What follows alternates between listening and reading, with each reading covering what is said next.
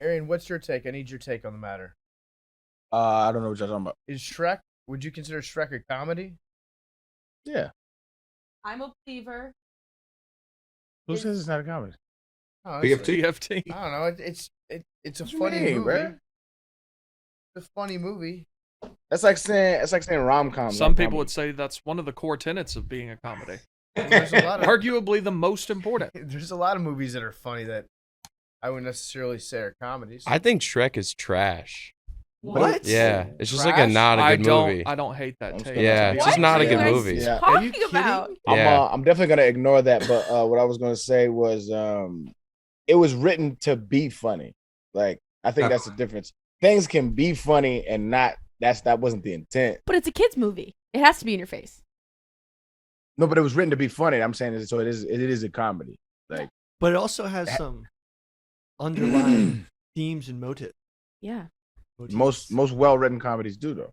Yeah. What Yeah. are some of the underlying themes in Shrek? Well, the persecution of magical creatures. The what, man? Billy, you're so close. Billy, you're so close. the what, Low man? teeps. Take He's it one step further, Billy. What? Okay, what do you think the magical creature? Do you think that maybe it was the persecution of that was symbolic of something else? Yeah. Of what? Jews. Was? I thought it was just like. Shrek's about Hitler. People don't like to talk about it. Yeah. I'm just saying That's what I'm saying. that what? The persecution of magical creatures was supposed to be symbolic for like. Correct. Yeah. Yes. Okay. I thought you were saying that it was that the What? point was that we should not persecute magical creatures. No, dude. What? Okay. I also agree with that. I do. Yeah, I do too. Billy, do you not agree with that? Honestly, I think, I'd like to apologize to witches on behalf of what America has done to witches in the past. Sister Jean, if you're listening. Yeah. Just in general. Yo, Sorry to witch. isn't there a new? I think there's a new. I didn't click on it because my first thought was, oh my god, horseshit. But I think there's a new Netflix. I think it's a series where it's like a medium. The dude's talking to like dead people and shit. Oh, really? Like the Yeah, the I old think John so. Edwards crossing over thing? Gosh, let me just verify because I saw it because he was talking to some lady and he was like, she would never go out into the woods and come and die or something like that. She's like, did you just say that?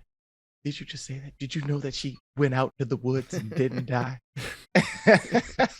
Hold on, let me see. Netflix medium go.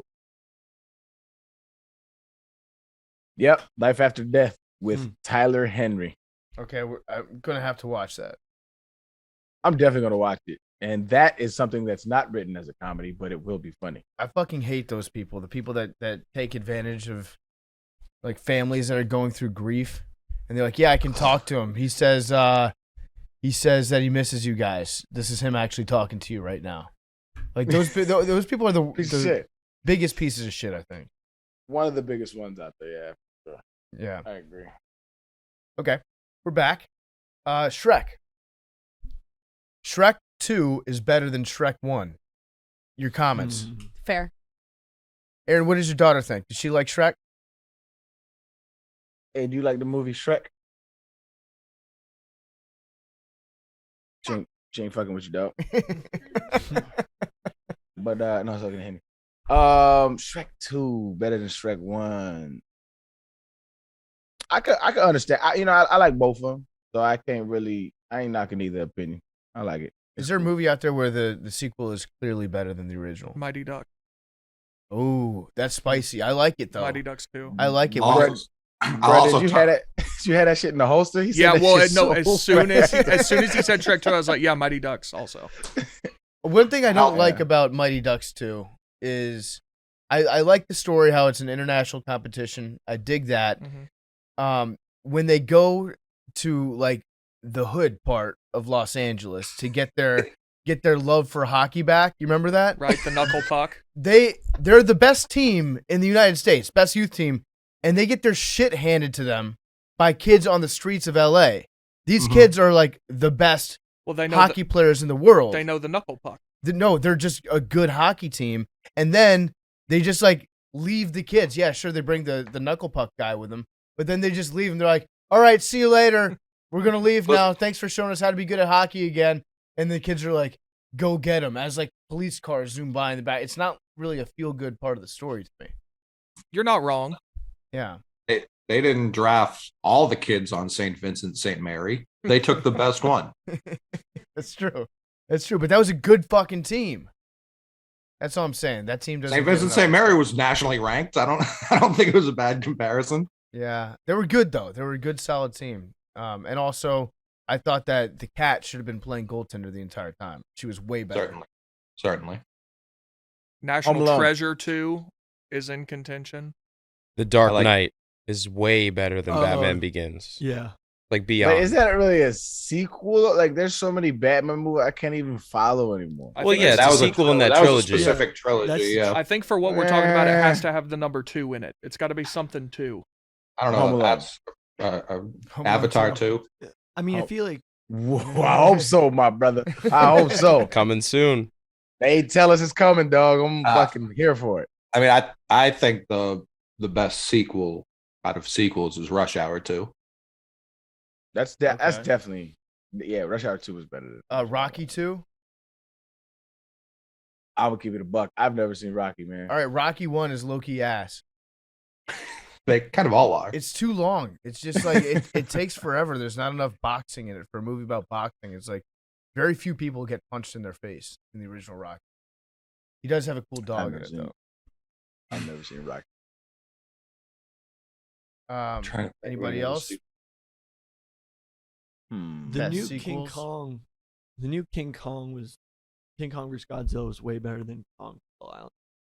Okay, I don't know if that counts in this conversation. I'll allow it. I'll allow Billy contributing that nugget. That's Billy's. It's a good movie. It's just like not a. It's also a sequel to Godzilla though. Like it's not a sequel to just Skull Island I love that MonsterVerse. I gotta say, for sure.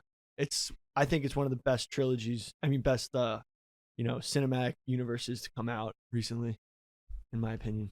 All right, so Pete's fucking around with her internet today, making it very hard to do research. So Skeet, Skeet, yeah, yeah. Skeet. All business Skeet's fucking everything up here. So I'm having a hard time looking up best sequels. But He's You know what? All things considered, if we're counting the Dark Knight, I say the Dark Knight is the greatest sequel of all time. Yeah, Yeah, without a 100%. doubt. yeah, I mean it's a great movie. that is such It's the best Batman movie of all time. 100%. Batman Twitter is gonna attack you for that. Hey, fuck Batman Twitter because fuck Batman. What? I don't care. Like I'm throwing you a bone saying that's the best Batman movie and it's fire, right? And but it's not because of Batman. It's because No, it sure isn't. like the real Batman fans, what would they say? Like the diehard They'd say the one that's out currently is number one. diehard Really? maniacs would be like, yeah, Robert Pattinson is Batman. Pattinson, yes. They call themselves Waniac. No, I think I just made that up. They might now. I Yeah. was like, yo, even more corn to throw on a fucking salad. We need to throw that on a shirt before that gets viral. Maniacs. Now it's Yeah. just a pejorative. Now it's just a pejorative. Like, fuck you, Waniacs. I don't care. Whatever. Have the W be like the outstretched wings of the bat. I'm a Waniac. It's like Waniac's Yo. derogatory. Yeah, follow me to Gotham City. My other car is a Batmobile. Yeah, you can put out a whole line of this shit. They'll eat it right up, those suckers. Was Batman in the Joker movie that came out recently? No, Very one where he briefly. he was. He was. The very end, yeah. What was he doing? Not a whole lot. I don't know. People who are a fan of that Joker movie kind of weird me out a little. Like people who are Heebie-jeebies. obsessed with the Joker. I think like people who are obsessed with any movie kind of creep me out. But you can say it was a good movie. Like Joaquin Phoenix did a pretty good job, right? Does that make me a weirdo to be like, I enjoyed that movie? Well, I never saw it. No, Oh, because well, there you go. no, because you're not like dedicating a lot of time out of your Correct. day to it. Yeah. I think Billy, you know what? Like a sneak peek into Billy's mind. Billy hasn't seen the movie because he is secretly afraid that he's gonna love it and turn into an incel like the Joker, like Joaquin Phoenix. That's why you haven't seen it, isn't it? No, I just like everyone. It's just people who like are obsessed with the Joker and his whole like lone wolf type thing. Just Mhm. like give me the heebie-jeebies. Like someone Someone check their internet history, like one of those. I think Billy's afraid that he's gonna love it. No, I don't at all. I got a question. It's like a hypothetical that comes up every like 5 years. More wheels or doors? We haven't touched on this yet. This one. Coley's shaking his head. I think Coley's seen too much internet. Way too much. Coley's done with this hypothetical. Once the brands get in on it, it's dead. Like I've seen UPS, Yeah. like posting TikToks about all their wheels. I'm over it. Mm-hmm. We did a Twitter Spaces on it last week. I think we realized that there's wheels in doorknobs. So And in That's everything. not, but like that's not the spirit of the question at all. yeah, No, but that's where it leads you to if you think about I'll end this very quickly. Everyone who says there's more doors has to keep asking, like, well, do caskets count? Like, when you have to ask if things count, you know you've lost. I love Big T's impression of one of these. Caskets have wheels too. Like they have to wheel that shit. True, Yeah, I good mean, point. I'm so over it. what we decided is like it has to be a transportation, like wheels to pavement type situation. Oh, like wheels on a chair. That No, counts? that's dumb. You're sitting in a chair with wheels right now.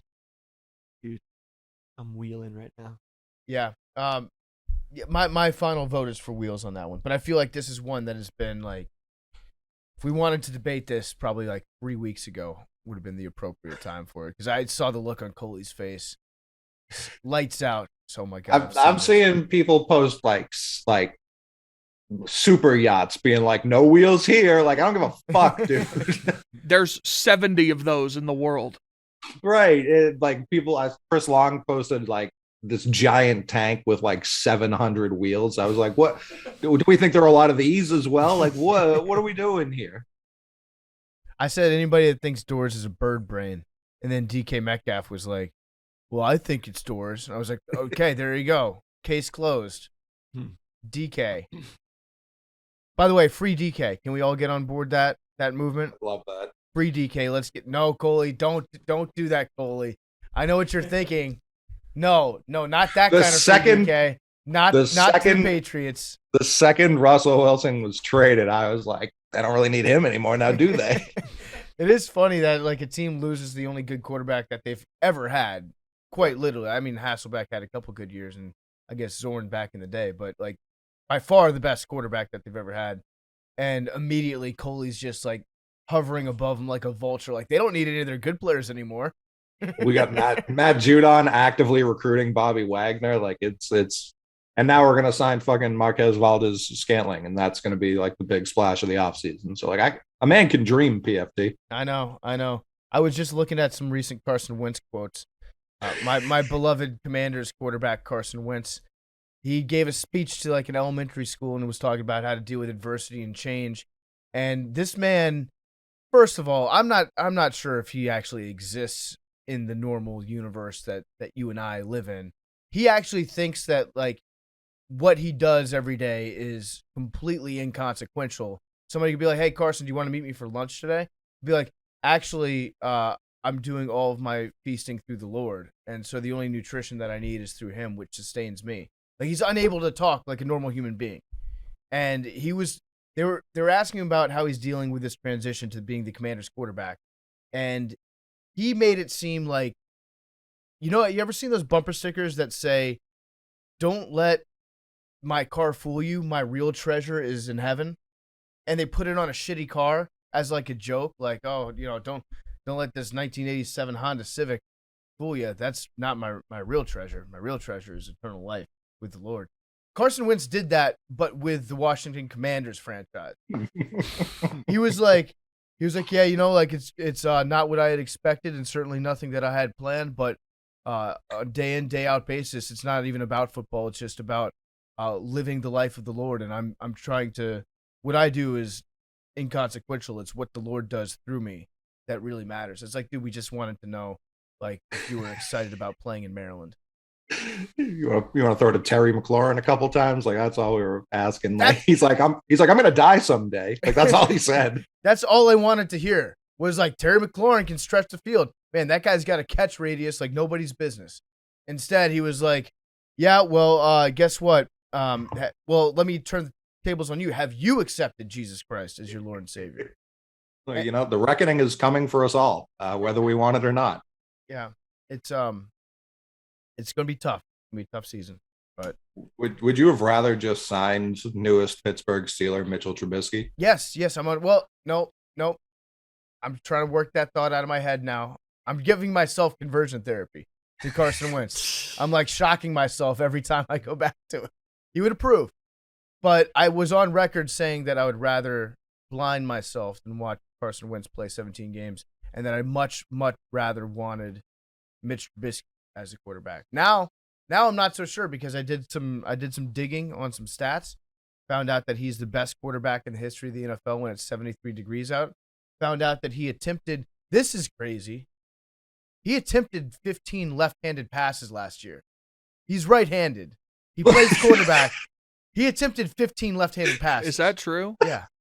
How? Like shovel passes and stuff. Oh, like That's the Hey, ones do that we he have threw a the Ben picks. Simmons situation?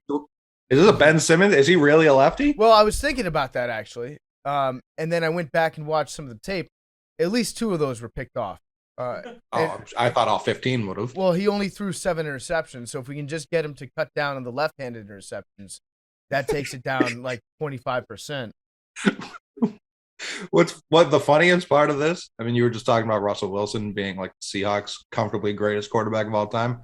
Wentz is instantly in Washington football. That he's in that conversation. Yeah. It's like Theismann and him. Like that's it. 10 weeks of RG3. Right. Yeah. That's it. Theismann wasn't even that good. Theismann has tricked the world into thinking he was a great quarterback. He stunk for the most part. Doug Williams had a good Williams, fair season Doug and a half, but still he wasn't a long-term guy. Mark Rippon had a great season. It's been bad. It's been painful. So, and like to your point on Russell Wilson, he's another huge God guy, but at least I think he enjoys playing football.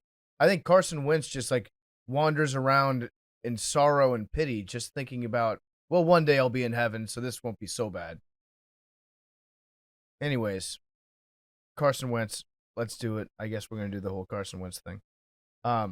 Arian, when we spoke last week, I want to talk to you about like free agency kicking off. Yeah. And your Yeah, I remember you said experience that. with free agency, because it's always, you don't really hear from the player side of it that much. It's usually like what the teams are trying to do, but you don't hear about what the process is like. Well, we know that the Dolphins would never do anything inappropriate and contrary to the spirit of winning football games. But when they signed you, like, did anybody reach out to you? Did you hear from other teams before free agency started? Or was it just like, okay, you have to sit by your phone and starting at 4:00 on Wednesday, you're going to get called? I wasn't like a high priority free agent like some cats would be, right? So like if you're going into like second contract and you've been franchise tagged, with stupid shit in the world, but you've gone through that process and you coming off Pro Bowl or All Pro season. I'm sure that shit happens. It didn't happen with me. There was like 3 or 4 teams interested because I was coming off of a Achilles tear, and so 29-year-old running back coming off an Achilles tear, it's just not very sexy. But they were still interested, and so it's like it's almost like recruiting for high school. High school coming out of high school into college, and so like they fly you out, they kind of like wine and dine you, let you know that they're interested, show you what they can do, how you can fit in a scheme, and it's pretty cool. It's always fun to feel wanted. Yeah. Did they give you a physical and stuff to check your Achilles? Yeah. No, you have to work out for them. So you go through a litany of different running exams and tests and make sure you can cut how they want you to cut. And yeah, it was funny. Adam Gase actually worked me out, and he probably did like 4 or 5 things before he was like, okay, you're good. It was pretty funny. Mm-hmm. So I was like, I trained for it. I warmed up like 30, 40 minutes to warm up, and I was out there for like 3 minutes. He's like, oh yeah, you good. So did you have any thought about re-signing with the Texans, or was it like you wanted to get out of town? No, they let me go, and so once they let me go, I was a free agent, and so there was no talk about that, and there was no bitterness on my end or theirs, from my understanding. I don't think they got better till after I retired. Mm-hmm. Is it weird being like an established player at the age of 29, like you mentioned, and then going into a brand new locker room and just having to meet everybody. That to me would be the hardest part of like having to learn all the new handshakes that you have to do with all your new. Nah, because I was pretty well known around the league, and so it wasn't like my iPad's going off. People came up to you. You didn't go up to people. Yeah, and I'm not like I'm an extrovert, but to an extent. Like if I'm in a new area, I won't say nothing to anybody. I'll speak, but I won't like get involved in any kind of extra curricular conversation. And so it was cool. It was cool because like you don't ever get to see the admiration people have for you, you know, up close. And until you go somewhere else. I've never even really been to Miami before. And so you go there and you see like people showing you like mad respect for what you did, you know, in an entirely different place. And you don't really see it because you kind of live in your own little bubble. And it's like, you know, coaches, mad respect. You know what I'm saying? Coaches show you mad respect. The players that, you know, seen you play, they mad respect. The young cats coming in have seen you play, so they respect what you did. And so I don't know, that was a cool experience that I never really experienced before. You get the ego stroked a little bit. I've always wondered about that, like if you transfer schools, like the new kid that was coming into your middle school or your high school would always like do something stupid, try to act out, try to be like, hey, look at me, I'm cool, I can be your friend. But I guess with you, probably a little bit different because your reputation had preceded you. It's like if a kid knock the Gatorade cooler over, like like that. It's like if a kid pick it up, you bum. Yeah, like a kid from the neighboring school gets expelled, moves into your school because they like, I don't know, they beat up a teacher. They come in the door, they have instant respect. That's kind of to a certain extent what you had just based on your career. Yeah, and it's always like that with free agents, right? Because there's a hierarchy in NFL locker rooms, just like I think in any professional sports locker. There's a hierarchy. Like you got your ballers who ball, and they just command a certain amount of respect. And it's not like you don't really get treated any differently by your peers, but you just know like that he a killer. Like it is what it is. Like I'm trying to be a killer. And so when free agents come, like a good example is like the biggest free agent we signed when I was in Houston was Jonathan Joseph. Jonathan Joseph was a Pro Bowl cornerback. He came from Cincinnati, and he came, and just off top, like most killers, like who are just ballers, like they just give a certain amount of respect too. That's the biggest thing I noticed about cats who really excel at their craft. They're not assholes. Like the majority of them are assholes. Like you get some dickheads every now and then, but the majority of them are assholes. It's because there's a certain amount of humility you have to go through in order to get to that status. And so when he came, he was just like super cool and it's just naturally inviting, right? And so it just helps cultivate a good winning environment when you know somebody's a killer and they willing to just do the small things just like everybody else. So yeah, that's the biggest thing I noticed is like killers respect killers as well. What was the biggest difference you noticed just between how like the Texans handled their day-to-day versus, because like they're both middle of the pack teams during that era. So like what was like something the Dolphins did that like surprised you? Like, oh, why weren't we doing this in Houston? Or what was something that they didn't do that you were like, man, why don't we do this? I think the one thing that both organizations did well, even with Kubiak or Bill O'Brien, was like they let their primetime players like kind of they gave them a leash, so to speak. They wasn't like, because a lot of times coaches try to like put up this facade like everybody's gonna be, it's just not the same, bro. Like let your killers kill and they gonna handle like I remember like one time, this was before I was like really any good. And Andre Johnson kind of just would always he would practice hard, don't get me wrong, but like when he didn't, he was chilling. And I'm like, why did they just let him chill like that? And it was like, they don't give a fuck about now, as long as he shows up on Sunday. And I was like, that makes sense. That makes 100% sense. I just never really thought of it like that because I come from the mode of like college where it's like you got to practice 1,000% all the time. And don't get me wrong, when you practice, but the mileage is different when you get to the pros. But I think the biggest difference was, and I don't know how it is now, but when I was there, the sports science side was missing in Houston. So in Miami, I'm talking about they had monitors on your heart for every practice. They took your hydration into super account, nutrition, everything was just like night and day difference. I'm talking about they really emphasize sports science and the technology available that allows you to read players' vitals on the field. They let you know the probability of him getting hurt and what times, and it was just like they took it to another level that I've never really seen before.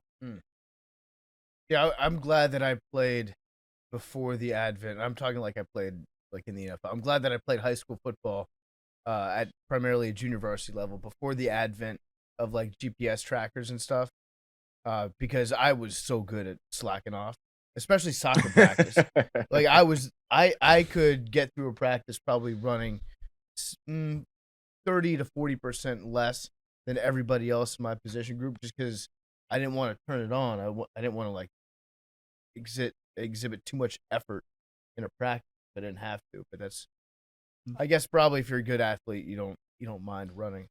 Well, that GPS tracking is how they the Rams got Cooper Kupp, because they had the GPS tracker on him at the Senior Bowl, and they realized that he was the fastest player on the field that day, even though his 40-yard dash didn't reflect that.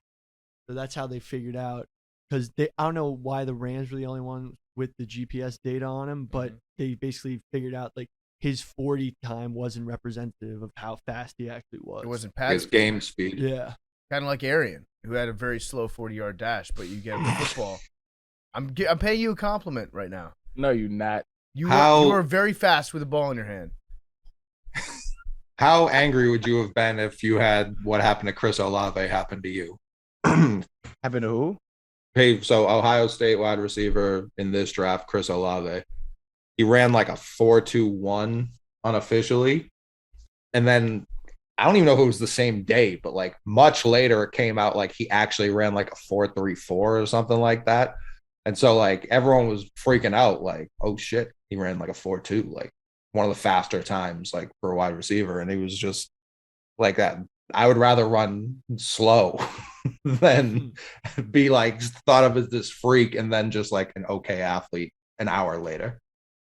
I don't know. Nah. 4.3. Nah, 4.3. 4.34. No, for sure. I don't have the. the correct number. Those aren't the correct numbers, but it was like If he it was ran a like it was like John Ross, here's your island versus just like, all right.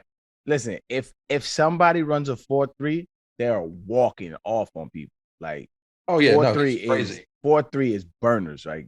I think we see it a lot, right? But it's not. It's like I think they time Usain Bolt. I think his was like maybe like a 3.8 or something like that. During his split though, not from during the his start. split. Yeah, right. And those conditions are different too, right? So you got to think he's on a track which is made for speed. He has no cleats on. He's not on grass. Like it's definitely different. But Usain Bolt's one of the fastest human being that's ever walked the earth, right? And he's running 3.9s. Like 4.3s are fucking burners, dog. So don't get into it. So like I'm not saying he's to answer your question. If I'm in a 4.3 and I'm anywhere around a DB or receiver, like I'm hyped. I did what I was supposed to do. Wait. I'm hyped. I don't care if it was a 4.2, that got your buzz name, that got your name out there, right? But it turns out to be a 4.3. Like, oh, he's not Olympic speed, but he's almost Olympic speed. Like that's you're fine. Nobody cares. We are starting to get desensitized to 4.3s in general. 1,000%. Because you see like 4.4s are 4.4 is fucking still very like, fast. bro, that Yeah. shit is moving. Like, think about this. Adrian Peterson ran a 4.4 flat, like 4.44, like flat. He's one of the fastest, and he walked off on DBs all the time. Like, like 4.4 is burners, dog. Like that's like a sub 1000. Like he's moving. So Bolt actually ran a 40-yard dash at a Super Bowl. I don't know which. Yeah, without stretching. Yeah, he ran a 4.22. Yeah. That's insane. He probably And had that like, was- clothes on. That was super unofficial as well. Like that was just like a fan event, and he was like, "Yeah, fuck it, let's see what Usain's got in the tank today." And he That's just, crazy. I think he broke Dion's record. That's crazy. It's nuts that he's never ran a mile. Why? What for? Yeah, there's why would he? No reason for him to. It's just long. He's like, I But proved it. That's a little deceptive though, because he ran a 400, and so like the 400 is like so in order to have, like, we think of the 100. This is a little sports history for y'all. track history. So like in order to run the 100, you have to have speed endurance. It's not like a quick speed, right? Like you have to have endurance, speed endurance, what they call speed endurance. In order to have speed endurance, you have to train long distance. And his long distance training was 400. People either choose like the 400 or the 800. Sometimes they do the mile, but his was the 400, and he was one of the best in the world at the 400 as well. And so like he trained for the 400, so that's where his long distance training. How bad are his hands that no one? I know Kenny Mayne did like a Sunday like skit with him, but like how bad are his hands that no one like actually gave him a shot? He's tall enough. I don't know. I can't speak to Usain Bolt's hands, man. But He- what I will say, He played soccer. I think that was his bag. Yeah. Track athletes in general don't, for some reason, a lot of them cannot make that jump. Like I've known a lot of track dudes who just ran track, and just time after time, they just, it's just a different world. It's like you're For trained sure. to go like this, and like football's like this. It's just a different world. Listen, if I were a coach, I would not have Usain Bolt do this. I'd keep doing this. It's working. We're gonna keep. We're not changing up a lot. He's obviously made enough in endorsements that like he's good for the rest of his life. But if let's say you're a really good runner, but like you don't have endorsements, like Justin Coleman, isn't that like he's a really good American runner, right? Gatlin. I think there's made some money. I think there's a Justin Coleman too. Maybe it Yeah, is. Gallon was a little while ago. But like, yeah, how much money is there in running? Not that. Nike hooks it up, I think. Like Nike's got this entire project where they funnel all the really, really fast people up into Oregon, and they train them and they give them sponsorship. I think if you're at the top tier, there's some good money there, but there are probably a lot of people that do track that never really see anything. Christian Coleman, so I'm talking about Justin Coleman. There's one guy named Carlin Isles who now plays for the U.S. Rugby Sevens team. He became one of the best rugby players in the world, as far as sevens goes, and he's like the fastest person. I think he was timed at a 4:19:40 when he ran it. He was a track star, almost had Olympic level speed. Tried to play Division III football as a kick returner, and was so good at just exclusively returning kicks that I think the Lions signed him for a couple seasons and kept him on the practice squad. But he he learned the sport of rugby and became one of the best in the world, which a lot of people would say like figuring out how to play rugby from scratch is more difficult than making the transition to being a football player, because you have to play offense, defense. There's a lot of rules. The game's fluid. There's not many like start and stop. He's one guy that was able to do it. He was so fast. I saw him in Hong Kong when I went out there for the sevens tournament a few years ago. He was so fast, I started laughing, and then I started crying because I was laughing so hard just because this guy was so fast and so much faster than everybody else. Might have had something to do with Molly, too. I was gonna say, yeah, that was. I took a bit of MDMA, but the point is, I cried because this man was so fast.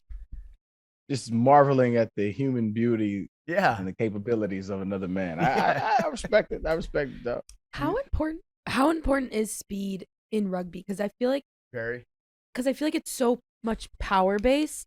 Yeah, it's a combination. If you're fast, then like speed is going to be a big asset. You don't necessarily need your giants, your bigger guys to be Right. super fast. You want them to be able to be quick and explosive and move in like short areas, Right. to make tackles and make little bursty runs. But for anyone that's like trying to figure out a way to describe this, if you're number 7 through number 15 on the field, then it helps to be very fast. It's a tremendous asset if you're very fast, especially if you're a wing or a fullback. Okay. But yeah, speed is pretty important unless you're one of the 6 or 7 biggest guys on the field. All right. Well, good talk. Good football talk. Some guys talking ball. Arian, you have any NCAA tournament takes? Because I'm about to jump into the Tennessee Minute real quick. Is it starting? It's March, huh? This is March. This is the Tennessee Minute starting shit. right now. Yeah. The bracket came out. Tennessee's in it? It's in it? Tennessee's in it. Oh, we're very much in it, Arian. Okay. They're kind of in it. They should be more in it. We should. They got a What third. Hard to be more in it. Well, no, It's they like, could be I a 2 thought that's seed. pretty black and white. You either in it Yeah. or you ain't. They could, Well, there's 8 teams who are in it but not. The rest of the field is Yeah. completely in it. So Tennessee, I'm gonna keep it a buck. I don't know what the fuck y'all talking about. Tennessee had a great season. They beat a lot of excellent teams, as I'm sure like Big T will be able to tell you off the top of his head. Yep. At 11-7 in Quad 1, one of only 2 teams in the country without a loss outside Quad 1. There we go. I was about to ask you about their Quad 1 record. Yep. So they're a 3 seed. Many people are upset about this, myself included. I told Big T I was upset about it yesterday. They should have been a 2 seed. Some people said even a 1. There are metrics that say Tennessee should have been the 3rd 1 seed. There are metrics that say that. I'll just say they should have been a 2 seed. I agree. I agree. I'll put my reputation behind that one for you, Big T. I told Big T I would give him. I have 6 more hours of caring about Tennessee being snubbed, and then I'm not gonna think about it. Honestly, I think I beat you to like I'm over it. Okay. You got to win 6 ball games one way or the other. We got an okay draw, honestly. Mhm. Like, we've beaten the 1 seed in our region. The 2 seed kicked our ass, but we're a very different team than we were in November. Like, I like our draw. Mm-hmm. We should have been a 2 seed. It's whatever. The 2 seed in your region is Villanova. Correct. They beat Good us by team. 18 in November. Good team. And then the 1 seed's Arizona, who we beat at Christmas. So how far do you have Tennessee going? I mean, obviously I have us winning the national championship, but every year I'm like, I'm gonna be objective this year. Like we're probably going to lose at some point, and then you get to Nova and you're like, well, we missed a lot of shots that game, and like we're a very different team. Kennedy Chandler's radically different player. Fine, we're gonna beat them. Already beaten Arizona, so that just put us into the Final Four. There you go. Just wipe that one off. Right Then there. we're probably gonna play who's in that region below us. So then you'd play most likely. Well, I have Wisconsin. It's the Kansas region. Okay, yeah. But So Kansas, Auburn, Wisconsin. Anybody- Iowa's in that one. Yeah, anybody can come out of that region. Yeah, I mean we've beaten Auburn. We always play very well against Kansas. Beat them last You only year. played Auburn once? Yeah, we beat them in Knoxville. We beat Kentucky twice. Yo, what does that mean? We always play well against Kansas. Beat How them many times last has- year. 2 or 3 years Oh, ago, we okay. played them in Brooklyn. Went to overtime. That was our only loss until like February. But you can't really do that but, like- with college sports because I know. That's I'm what just saying. the that's culture what I heard. Historically, Arians, the culture of Tennessee Correct. is typically superior to the culture of Kansas. well, 2 years ago we went to Lawrence and we weren't very good that year, and we still almost won. Like we play Kansas well. I would love to play Auburn again. We beat them pretty handily. But yeah, so then we'll win that one, and then it's Tennessee Gonzaga, and Gonzaga always chokes in the Final Four, and we're gonna win that one. Okay. I don't disagree that in the Final Four, in the championship game, if it were come down to Tennessee Gonzaga, I like Tennessee. Too many people Oh, now though, like seriously, people have been coming up to me being like, man, like y'all look great. Like Tennessee's the very trendy pick now, and I hate that. They've been playing well. Yeah, it's been very hot. Big T likes the underdog cake. You know what I mean? He likes the way it fit. I'm feeling you guys. I'm with you. Yeah. What's Tennessee? I know you guys were hell at home this year, but like, how were you on the road? We were 16-0 at home. I think we were like 7-5 in true road games. That's not good. That's not good. But these aren't. Yo, are we these gonna aren't do, true road games though? Correct. Are we gonna do a pod bracket? Yeah, let's Everybody do should. a bracket. Let's do winner takes. What's the stakes? All right, Arian's let like me see. 500,000. Let's see. What? Y'all want to hear an absurd bet that I did? Yeah. Yes. It was wild, and it was because I was drunk. But still, one of my good buddies who's also done well for himself. We're in Mexico recently, and hella lit, and we just started talking ball, and he starts talking about Ja Morant, and I'm like, yo, love him. I was like, I think once he develops like his jumper like on a consistent basis, he's gonna be like goated. And he's like, what are you talking about? He has a jumper. I'm like, no, not really. And he was like, yes, he does. And I'm like, bro, no, he doesn't. And we just kind of go back and forth. And I'm like, bro, you talking to me like I don't like the kid. I love him. Like, I love his game. And he's like, nah, he got a jumper. I was like, well, bet then. Like, what do you think his percentage is? And then we started betting on percentages. And I was like, okay, bet a car. And he was like, bet. And so we bet $100,000 car on this shit, drunk. And I won. Oh, what kind of car? At first, it was a S-Class Benz because that's what I wanted. I wanted the S-Class Benz, but I was like, fuck that. What I want now is either 6'3" or 6'4" Chevy, and I want it like hella tricked out with Dayton's and how You're in Houston. them old school Lolos. No, that's a West Coast thing. Oh, They got yeah. the boxes, Chevy boxes. They got the slab. I'm with the West Coast like lowrider. That's what I want. Gotcha. If I win, Gotcha. I want Arian's car.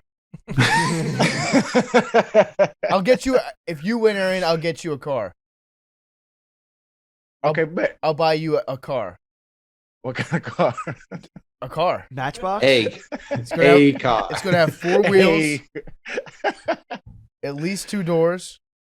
It was an obnoxious bet. Admittedly, I've never do shit like that. What was the percentage that he thought John Morant shot? He thought he shot over 35% over his career from 3, and I was like, "There's no what the fuck, hell no." This year he's shooting 34, I think, and that was the last time I checked. It might be a little higher, but he has definitely improved. Don't be wrong, but like he's developing his jumper. My whole point was like once he develops it on a consistent basis, he's gonna be a killer because he has everything else. I don't want him to turn into Westbrook, and I don't want to like disrespect Westbrook because I think he's one of the greatest athletes ever played.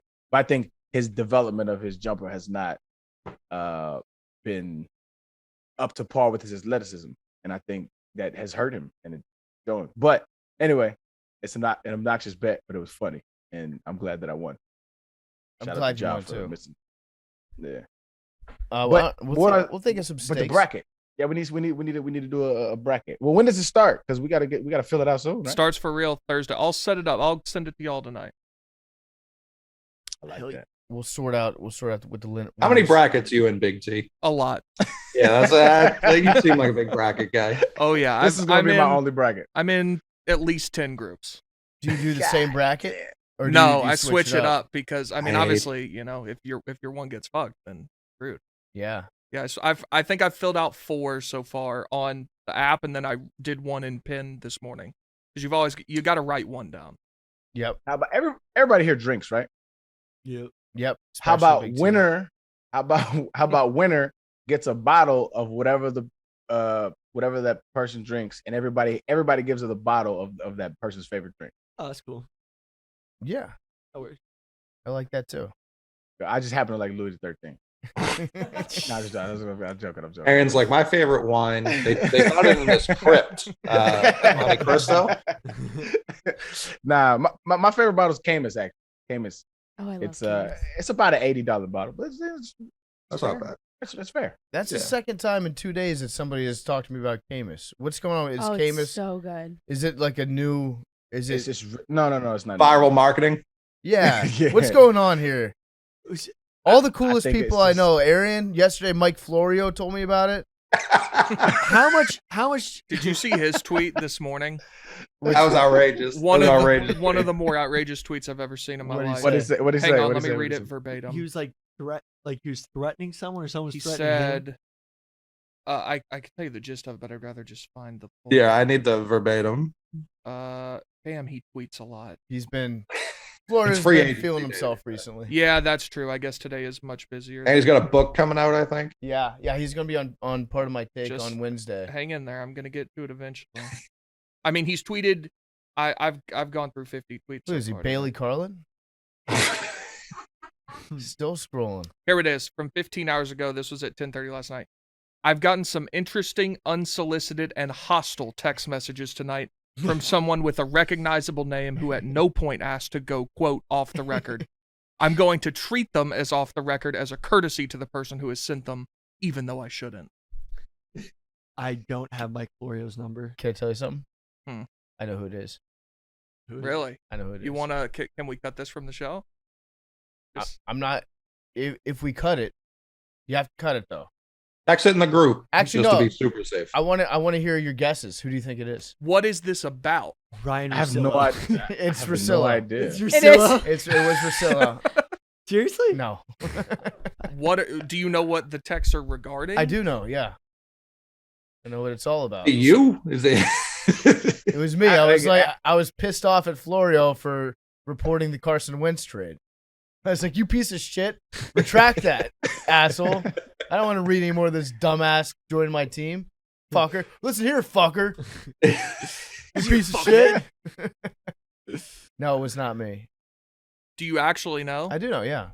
I'm enjoying watching you guys squirm a little bit. Is it about like free agency or something? Not necessarily. I've said too much already. Is it about I don't football? know It why. is about football. I think I have a guess. It's Tom Brady. Not as to who it is, but about what it's about. Okay. That's not what. I'm not gonna say. I'm not gonna say on the air. I'm The gonna. name Donovan McNabb keeps popping up in my brain for reasons I don't know. It was not McNabb. This is bad radio. If I'm not gonna Yeah. like share what the name was. 100% pivot. Are you cutting your hair? No, I cut all of them. Awful. Billy loves Oh, Big Wow. T. Big T, we got Boo. breaking news. Wait, I Boo, just hold got a text. Hold on. We gotta boo the shit out of that joke. That was No, horrible. I'd rather. Holy That's shit! fucking- Holy oh shit! my That god, was that was a bad. reference to Billy's when we asked him about his It was hair. bad. Hey, And then I give Billy you- said, I "No, I give you dye flowers. the tips invisible." I don't get my hair I give cut. you, I give you your flowers when you're brilliant. That shit was bad. All right. Wait, what's Go the ahead, Big what's T. Give us what's the going give on? us the breaking news. The Braves just traded for Matt Olson, which means Freddie Freeman ain't coming back. Gone.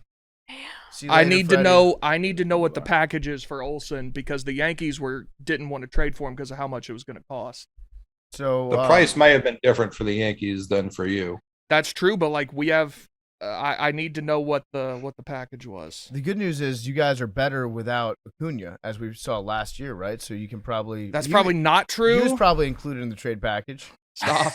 Stop. I mean, you won a World Series without the guy. Yeah, we would have won it more with him. You We would've would have won won it- it more quickly. He would have won more. We would have won more bigly with Ronald Acuna. Matt Olson's a good player, though. He's a very good player. I actually like. And he has years of control. Yeah, he He's put in up a tough spot. the same numbers as Freddie last year, and he's younger. But this is tough. This is tough. This sounds a lot like, Jason Bay's a lot like Manny Ramirez if you just look at their stats. No, Olson is a great player. Like he really he is. He Um, is. It's just like I mean, Freddie's gone, so like that's He's not a franchise icon for the Atlanta Braves. That's true. I'm not gonna say. I mean, I did know this was coming for a while. Like I knew Freddie wasn't coming back. I mean, it still sucked though. What's the last team you want to see Freeman sign with? I'm very curious what the reaction would be if he comes to Truist Park as a Los Angeles Dodger. I think that now, granted, it is different that we finally beat him and he won. Definitely. Freddie owes the Braves nothing. Like if the Braves were not offering what other teams were and he can go get more money and go home to play in California, like more power to you. I think that's great. But that's the one team that we're like as big a rivals with the Dodgers as we are with like the Phillies and Mets. Like Braves fans hate the Dodgers. And like if we play them in the playoffs and he's playing in Atlanta on the team that if it weren't for last year, we would still have a very big, I don't want to call it an inferiority complex, but we've lost them in the playoffs so many times. And for him to go over there, I think that would be the worst case scenario. If he wants to go to the Yankees, go for it. I think those are the only two teams, really. That's all I know, unless he's going to San Diego, but I don't think that's on the table. I don't know shit about baseball, but I think San Diego has the best stadium. That shit's fire. Them in Pittsburgh. Is it still called Petco? Yeah. It is. Yeah. Isn't that Petco that's is the fire, stadium that has all the foul territory, right? And just giant dimensions out to the outfield walls, like pitchers. You're thinking of You're Oakland. thinking of Oakland. No, Yeah, that's Oakland. I think San Diego's like that too. Petco's not that big. It's not? No, you're thinking of Oakland. Okay. Now, old Petco did have a deep outfield. They moved the walls in, but that was 10, 12 years ago. Okay, yeah, that's probably what I'm thinking of. Because I just remember it used to be like an ugly ballpark, considering it was in San Diego. Then they moved it all in. Yeah. Yeah. So, want to give Big T the opportunity to wrap up the Tennessee Minute?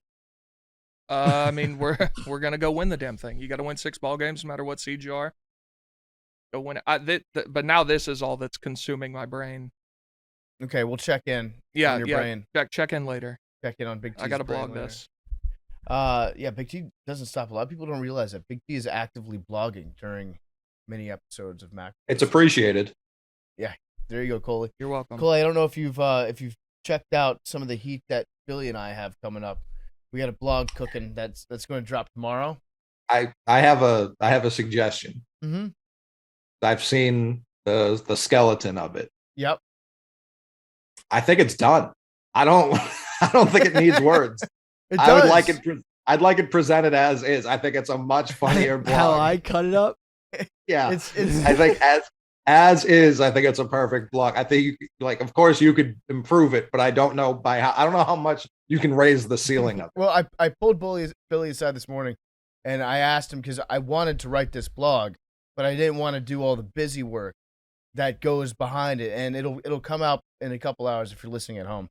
So I asked Billy to do all the like loading into the back end of all the pictures and stuff, and then I'm going to be doing a ranking of all those images fully, and so we're going to rank them. There's already some commentary. I don't know if you approve the commentary. Honestly, but let's just post that. And then you can do the updated version tomorrow. You're trying to steal my blog. Well, I did all the hard work. It was my idea for the blog, Well, and I gave it to you. My skeleton is, I think, a masterpiece. That's because it's what I told you to do. No, I mean, I don't think you Look could. what he's doing right now. I don't think you independently could Billy, create something like I just created. Billy, it is what's happening right now is I'm an architect, okay? I've got this giant ass blueprint. You're exploiting my labor. And I said, Billy, what I would love you to do, because I don't have the time to do it today, is if you could pour the cement in the foundation or concrete. I forget. There's somebody out there that monitors me and gets mad whenever I say concrete instead of cement. Anyways, I just want you to pour the foundation. And here's how you, and I've got the foundation mixed over here. I got the truck to come out. Here's your hard hat. Here's a cool vest that you get to wear. I'll pay you to show up for the day, pour the foundation. You just poured it, and now you're like, this is my house. I'm putting it on the market. I've hired a realtor. Do you have title insurance? Yes. No, you don't. I do. That's what's stopping me from just claiming it. I guess you could, but yeah, it's if in you my. feel good about yourself just stealing another man's blog. No, it's my blog. It's not your blog. Don't ruin this blog. blog. Have you guys ever heard of title insurance? It's going to be a very good blog that we will have worked on together, Billy. In the spirit of cooperation, people enjoyed the blogs from the road that we worked on. No. It was a great idea. I'm honestly glad that the little skeleton's making those who can see it right now on the back end laugh. I'm looking Very at funny. it. I'm looking at it in the back end. Please just post it like how it is right now. No, it's going to be a No, BFT It's doesn't so want to do fucking that. funny. Oh, it's shit. so funny. The less context, the better. What? Coley just sent me what we're sending them. Langoliers, he's going to be a star. I was perfectly willing to part with Pache. I'm not as high on him.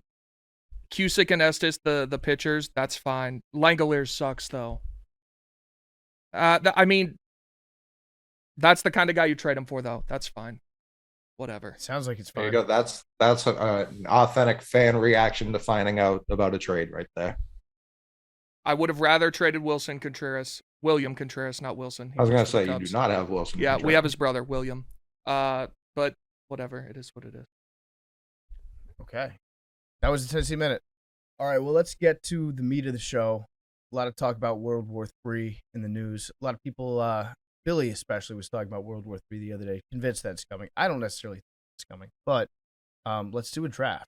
Let's do a draft of teams, of countries that we would want. I feel like we should go with non-nuclear options because otherwise there will be certain individuals that end up with, like the nukes are a game changer, obviously. You get USA and Russia on your squad, then you're going to obviously dominate, get all the nukes in the world. So we're going to get into the World War III draft. But before we do, it's brought to you by our good friends at BetterHelp. Are you stressed out? Are you worried about the impending World War III? Well, a lot of people are stressed out about a lot of things in their life right now, and it helps to talk to somebody.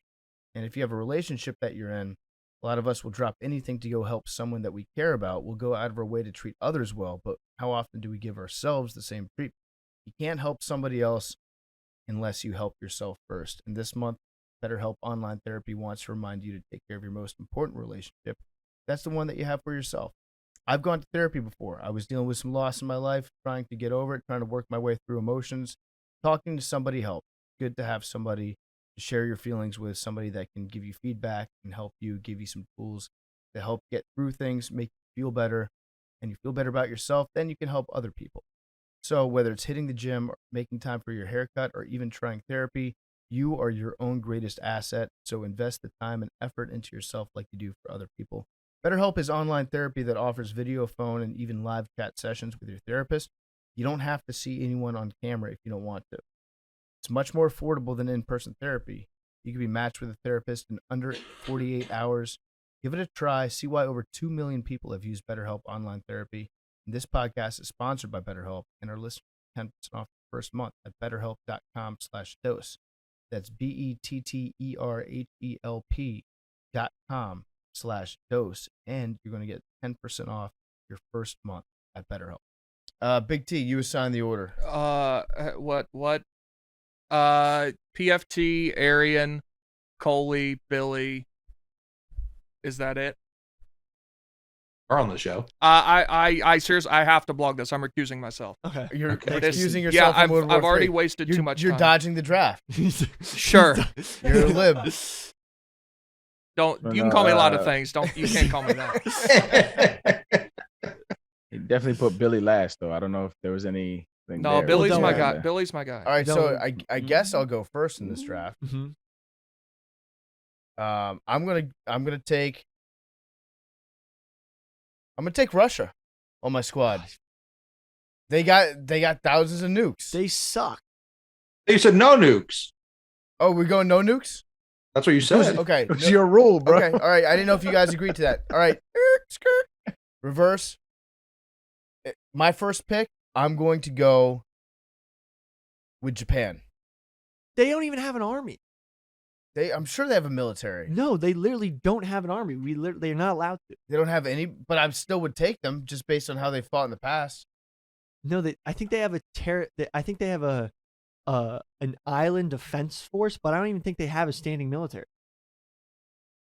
I mean, my hand's off the piece. You knew that. You can build from scratch. I kind of like that. Yeah, listen, they've got raw talent. It's like I need to get them into a system and work with them. They have a You just took self-defense force. Tyrus Thomas. You took a high upside athlete. Exactly, like tremendous upside for Japan. If you look back, they have a proud military tradition. They're undervalued right now. This is a Moneyball play, Billy. Okay. You don't know anything about value. You don't know anything about. I mean, Probably would have taken them later on. They get on base. They get on base. Yeah. Sam. Yeah, Okay. Japan's military among world's strongest looks to build. Headline from ABC News. Okay. Anyway. Today, Japan is ranked 5th globally in overall military power after the United States, and its defense budget ranks 6th in the 2021 ranking of 140 countries. Apologize to me.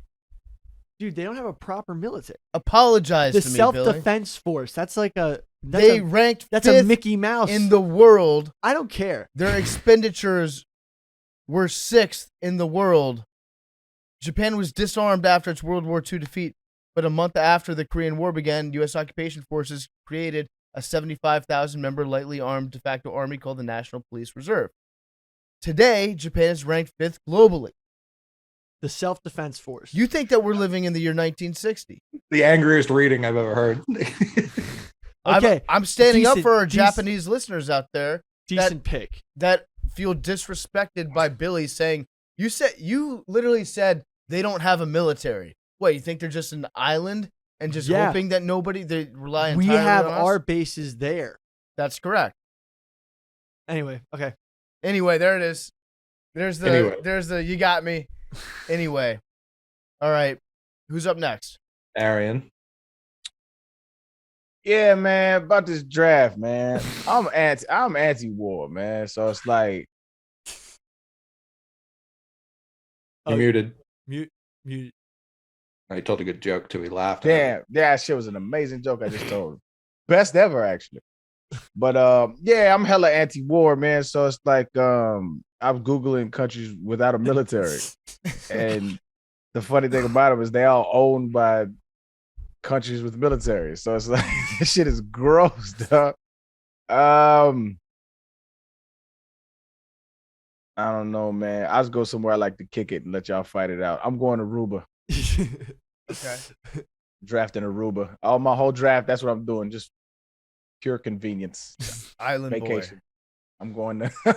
Island boy. What You are guys gonna can come guys? here, and then once you realize it's awesome here, we'll all chill out. Yeah. Yeah, we'll kick it. Yeah, that's my draft strategy. All right, Coley. I'm going the opposite. I'm taking what I believe would be, if they were considered a militaristic operation, the third ranked globally, and that's the NYPD. I'm taking the NYPD. They've got the budget to go toe to toe with anybody. We know they're vicious. We know they will attack. I'm taking the NYPD. What's stupid? Would you say NYPD is like 1-1 for police forces if you're gonna Oh, be hell drafting yeah. one? I mean, who else? LAPD? Like, who else is even in the conversation? Here's my concern. I don't recall ever seeing like an NYPD tank. Dude, I know a lot of police Buddy, forces do you, have Dude, do you tanks. think I they know don't they've got have the it? fucking robots. They've got robots. the NYPD has an international terrorist fighting task force that's like Mossad level. Okay. Yeah, I'm taking Billy- NYPD. Like, Billy's Yeah. spilling secrets. Well, my next pick is Israel. The They've Israeli. got nukes. No, they don't. Yes, they do. They don't. I don't think they technically. You want to bet a car? Wait. I'm obsessed with car bets now. Do they actually have nukes? Oh fuck yeah, you're right. I thought they always had secret nukes and they just weren't telling anybody. You thought that you were the only person that knew about. No. I always thought that like the whole thing was. I think at some point, like What a better car. yeah, I thought they had nukes, but they weren't telling anybody, and that's what was like pissing Saddam off all the time. They're like they have nukes, but No, like we they're hiding we it. gave them nukes. We gave them the technology. I think We helped France also gave them nukes. France Now I did too. remember they Yeah. do have nukes. I would love to hear Billy's Israel Palestine thing. That would be fun to oh hear. boy. Because you thought Saddam was mad at Israel because they were hiding nukes. Yeah, Just blog it, Billy. I'll blog Blog it. the Israeli-Palestine conflict. No, I'll go up. I'm going to read that shit. No, it's actually crazy. A kid I played football with, just like he was older than me, now just in the Israeli military. And he like posts Instagrams, like it's just like what the like. Yeah. They What the hell? have mandatory military service in Israel. This as well. guy's Yeah. American though. I don't know what he's doing over But there. if he's like a dual citizen with Yeah. Israel, then they have mandatory military. Crazy. Yeah. So who's your actual pick, Billy? Okay, so France I'm- might be the most low-key nuclear power. If you were to just Yeah. like say what well, countries have nukes. their foreign legion is pretty. I mean, everyone says that France is a shitty military. No, that's just a joke It's because of like George Bush. they really didn't have an option yeah. in World War II. Their military was like decimated, and they made some strategic errors as well. But they were not in a position to really fight back. all their guns pointed one way, and then the planes bombed them. Did you know that the Duke Blue Devils, Mhm. you know where they get the name Blue Devils? There's a regiment in the French army called the Blue Devils. Oh, And they're like the most French people. They're like fucking killers and they're like elite psychos, but they serve in the French Alps. And wow. they, I think they wear like blue berets and then they wear like a bunch of white camo and stuff. But the rules for being in this elite level of the French military, it's so funny. One of the rules that they have is you're not allowed to say the word red because it goes back to their long-standing rivalry against England and the Yeah. Roses of England. You can't say the word red unless you're describing the color of a wine or your lover's lips. So Those are French. good Is that real? That's a real thing. Yeah, it's a real thing. I don't know if they like abide hard and fast by it to this day, but that was a rule when they started. What is something about like the French Revolution writing in red? You know what? Okay, so let me think. You know who I'm gonna go with? This is gonna be controversial. I'm gonna go with Cuba.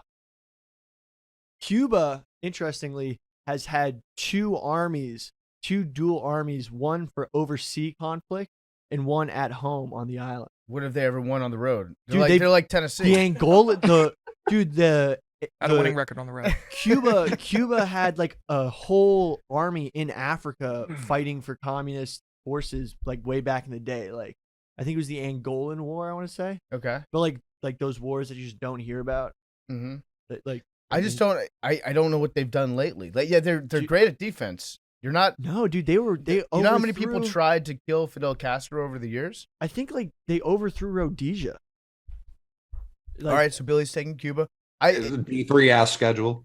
It's not a bad it's not a bad defensive pick because I don't think anyone's invading that island. well, they've attacked. Although we do have our military, we have Gitmo there, Yeah. which is like Hmm. that's very disrespectful. Not taking a side in the conflict, but like just having your biggest, like most controversial military base on one of your enemy's islands. That's an all-time cuck job right there. Well, so the Cuban intervention in Angola in 1975. So they've won on the road lately. Okay. All right. Yeah. So it's a snake draft. So we'll go back. Okay, so I get 2-2. I'm gonna go with non-nuclear power. I'm gonna go with the IRA. Motherfucker. Yeah. Wow. I'm gonna go with the Motherfucker. IRA. Yeah. IRA. They that's that old saying, like one person's terrorist is another man's freedom fighter. Yeah. Have you guys ever seen the Netflix movie Siege of Jadotville? I have not seen that one. I think that was also sort of involved in one of those. Actually, it was kind of. Wait, let me look up. Like that. as far as longevity goes, the IRA has been fighting for how many decades now? Very well. All So I met this English guy who's in the English Army, and I was talking to him about the IRA, and basically he said that after 2001, after 9/11, it became very unfashionable to fund a terrorist group like like everyone who is running guns for the IRA. and, That's the like, real crime of 9/11 is you can't send money to terrorists anymore. It's not yeah.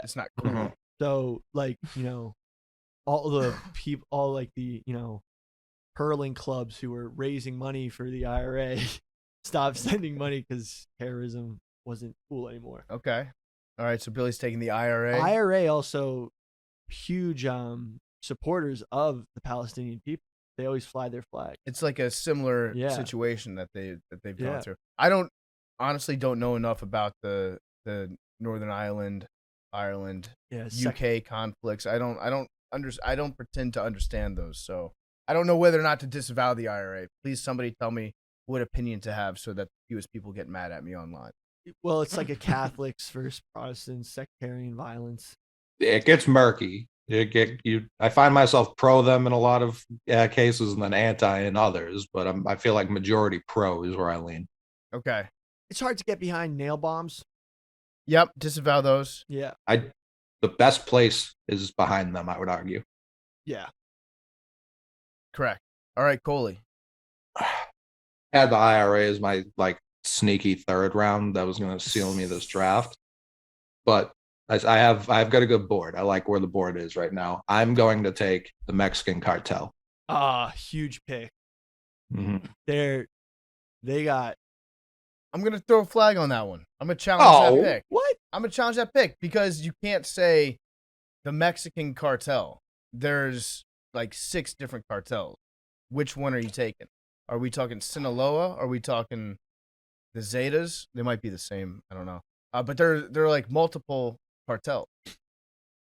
Sure, I'm not disagreeing with your It's gripe. not a monolith. However, no, it's treated as one in this country. It's like if I asked you, it's in this country by you, you're doing that, right? If I asked you what's your favorite team and you said the AFC North, You literally have a jacket with all the patches on it. You do that. I just like Just the league. a fan of man. the league. Yeah, I'm a fan of the league. I do also own several shirts that just say NFC Beast with all the NFC East logos on there. You sure do. okay. I mean, I'll allow I'll it. I'll allow it. I just want to challenge it. I just want to throw the flag out there. according to a map I believe Trump drew up, the Sinaloa seems to have it's them and like Tierra Caliente, which is a very strong name. I bet they could have some fire like starter jackets. Oh yeah, Terra Caliente, does that just mean hot land? yeah. The hot earth. Pretty badass. Yeah, it's pretty strong. Uh huh. Hot Earth. They also have some bangers of theme songs. Oh, of course. The Narco Traficante music. Hmm. It's like the happiest sounding music. It's the like Tejano style with accordions. You've got a brass section in there, and they sing a very happy sounding song. But it's like the lyrics are, and then the man came down from the mountains. He had 30 grenades and 5 machine guns and slaughtered everyone. All from Obama. Fast. All right, Arian. I think for my second pick of the getaway draft, I'm gonna go with the Cayman Islands. A lot of money. Yeah. It's not that I don't think they have a military per se, but they have like local enforcement stuff like that to protect domestic things. Cayman Islands. Nice place, beautiful views. Sure, they have some Caymus wine. I think that could be your number one pick. You could justify a first round pick just based on the money that you'd have there. Well, I think all of my picks are gonna be possible first round picks because y'all are thinking, like colonists, and I'm just trying to provide y'all with the place after you blow everything up. Come relax and realize your transgressions against humanity. All right, that's fair. So it's on me. Yeah. Yep. All right, I'm surprised this country slipped to the second round, taking Poland.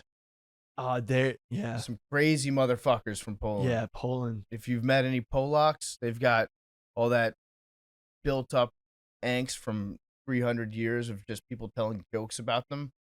They're great in terms of like military defense. They held off the Nazis in World War II. Mhm. Then they had to hold off the Russians also in World War II. Dude, Winston Churchill used to write about how that whole stretch, Poland, including Ukraine, has just been what's it called? Like it's been a tennis game, just back and forth, Mm-hmm. and they're just literally the doormat between. But they're not even really the doormat. They're good fighters. Yeah, Their armies and air force were outnumbered significantly, and they held them off for a long time. I actually think that bear tamers. Wojciech. Yeah, Wojciech. Yeah. Wojciech the bear Yep. was from Poland. That's right. Maybe the greatest military figure of all time. Yeah. Love Wojciech. All right, so now I've got Japan and Poland and the United States. What am I taking with my last? This is Wait, I think is it my? no, it's No, a snake no, draft. okay, yeah. Snake draft. So for my last pick, I'm going to take Mongolia. Strong Military pick. history. I mean the Hun. I mean Attila the Attila. Hun. Yeah. Yeah, he and also just like a very good terrain to defend. Yeah. Now we are sandwiched between China and Russia, so that's gonna be tricky. But this is non-nuclear powers. Yeah. So I like Mongolia. I was going back and forth. Should I take Mongolia, or should I look to like Greenland, where they have the seed vault? Well, I'd be an Australia guy here. Greenland is technically Danish, It is Danish. so you'd have to take Daneland. Or no, it's Iceland. It's Are you sure? No, I'm pretty I'm sure not. it's Danish. I'm not sure about that actually. Didn't Trump try and just claim Greenland? Tried to buy You it. try to buy it. Yeah, I tried to buy. I'm on board for that. By the way. That was a wild. We should just try and buy more country, like outright, as opposed to just like taking them over. We haven't really expanded. Yeah, we've really. I mean, that land's really undervalued right now with global warming and everything. Like, Yeah. that's gonna be popping off soon. It's going to be the new Cancun. Yeah. Is Greenland. Hmm. Greenland is filled with ice, but Iceland is very nice. Mighty Ducks too. From Gunner. All right, Arian, who do you got? My last pick, I'm gonna go with Costa Rica. Good choice. Although I don't know much about military strategy. I feel like Costa Rica would be one of the easiest countries to invade. That's the point of my country. That's the whole point of my draft. is we don't want no parts of this shit. We just want to chill. It's such a beautiful place that maybe once they invaded all these countries that you have, the armies would just be like, fuck it, let's just hang out. Just Like, kick it, man. Why are we over here killing people? I could go snorkeling with these sea turtles. That's pretty badass. That's the thing is we have sea turtles and meerkat and a whole bunch of cool shit. Let's just not fight, man. All right, Billy. I'm gonna No, go. Coley. Oh, Coley. We've been talking a lot about schedule, who have they played. I'm taking an SEC power. I'm taking Georgia. That's huge. Bang. I mean, much like PFT, it's in a tough spot, but we've seen them battle up against the Sabins of their time. Like they're still independent. They're still doing their own thing. Yeah. And isn't that where the Nurmagomedovs are from? No, that's Chechnya? Are they from Chechnya? Dagestan? Which is Dagestan it's a Russian republic. Georgian food is delicious, by the way. Is it? Yeah, there's a very good restaurant here. It's like in Midtown. I was just like trying to find a cuisine that I've never had. It's like bread, meat, cheese. Very hearty. Do you Love know that. you know who has amazing food and who does I think the best rotisserie chicken in the world? The Uzbeks. The Uzbeks, that's chirping chicken. Mm-hmm. The Uzbeks do a mean chicken. They make sure you can get it like extremely juicy. Like you can order it like extra juicy, like a whole rotisserie chicken. I literally probably ate 100 rotisserie chickens training to fight Jose Canseco. And I tried many. And the Uzbek did it best. You do eat it a lot, yeah. Good call. Uzbek chicken's delicious. All right, so Billy. I'm gonna go with the Mounties. You're going Canada. I'm going Canada. No nukes, but the Mounties. Just like their red coat. And horses. The hats are pretty nice. Yeah. I like the hat. Are the Mounties like? I don't know. I just always get the feeling like Canada's too friendly to have. Well, you see what they did to those truckers? I did see The that. yeah. Mounties fucked up some protesters. Also, Canadian forces were at D-Day. Yeah. Juno and Sword Beaches. People forget that. Yeah, They had a hand in it. we gave them the. I don't want to say the easy beaches, but they didn't have Utah and Omaha. Didn't we have a convoy here? What's the status with that? Yeah, we did. I don't know what they were. Oh, the DC? I don't think they knew what they were trying They to just accomplish. clogged They up the don't. Beltway. They just got stuck. But they didn't. The Beltway was already clogged. Yeah. Yeah. Yeah, they ran into. They got bogged down. In DC, the Beltway is like our version of the Great Wall of China. Mhm. Like you can get on it and try to clog it up, but you can't clog it up any more than it already is. But I saw that there was a convoy. In fact, when we were driving from Madison down to Indianapolis after the Wisconsin game, we were going to the combine. Me, Big Cat, Hank, and Bubba were on the road, and there were like people waving flags and stuff from the overpasses, welcoming the convoy. They were like cheering us as we were driving underneath these overpasses, and we were looking around, and we didn't notice any convoy. I think it was something that people saw was happening in Canada, so they tried to do it here in the United States, but they didn't have like a list of demands. I think their list of demands was just like relax on vaccine mandates, but the federal government isn't really doing. Before they got there, they released a lot. They let up a lot of the mandate. I don't think they caused it. I think it was just general progression. Yeah, if I had to pick in this draft, it would have been the convoy, without a doubt. The convoy, just Yes. a bunch of Just- truckers. Absolutely. Who's stopping them? I mean, it is a real thing. Themselves. Yeah. It is a real thing. I think they were just like tremendously disorganized because I think there was no universally accepted leader of the convoy. There was just a bunch of different Facebook groups that got together and tried to do their own convoy for freedom.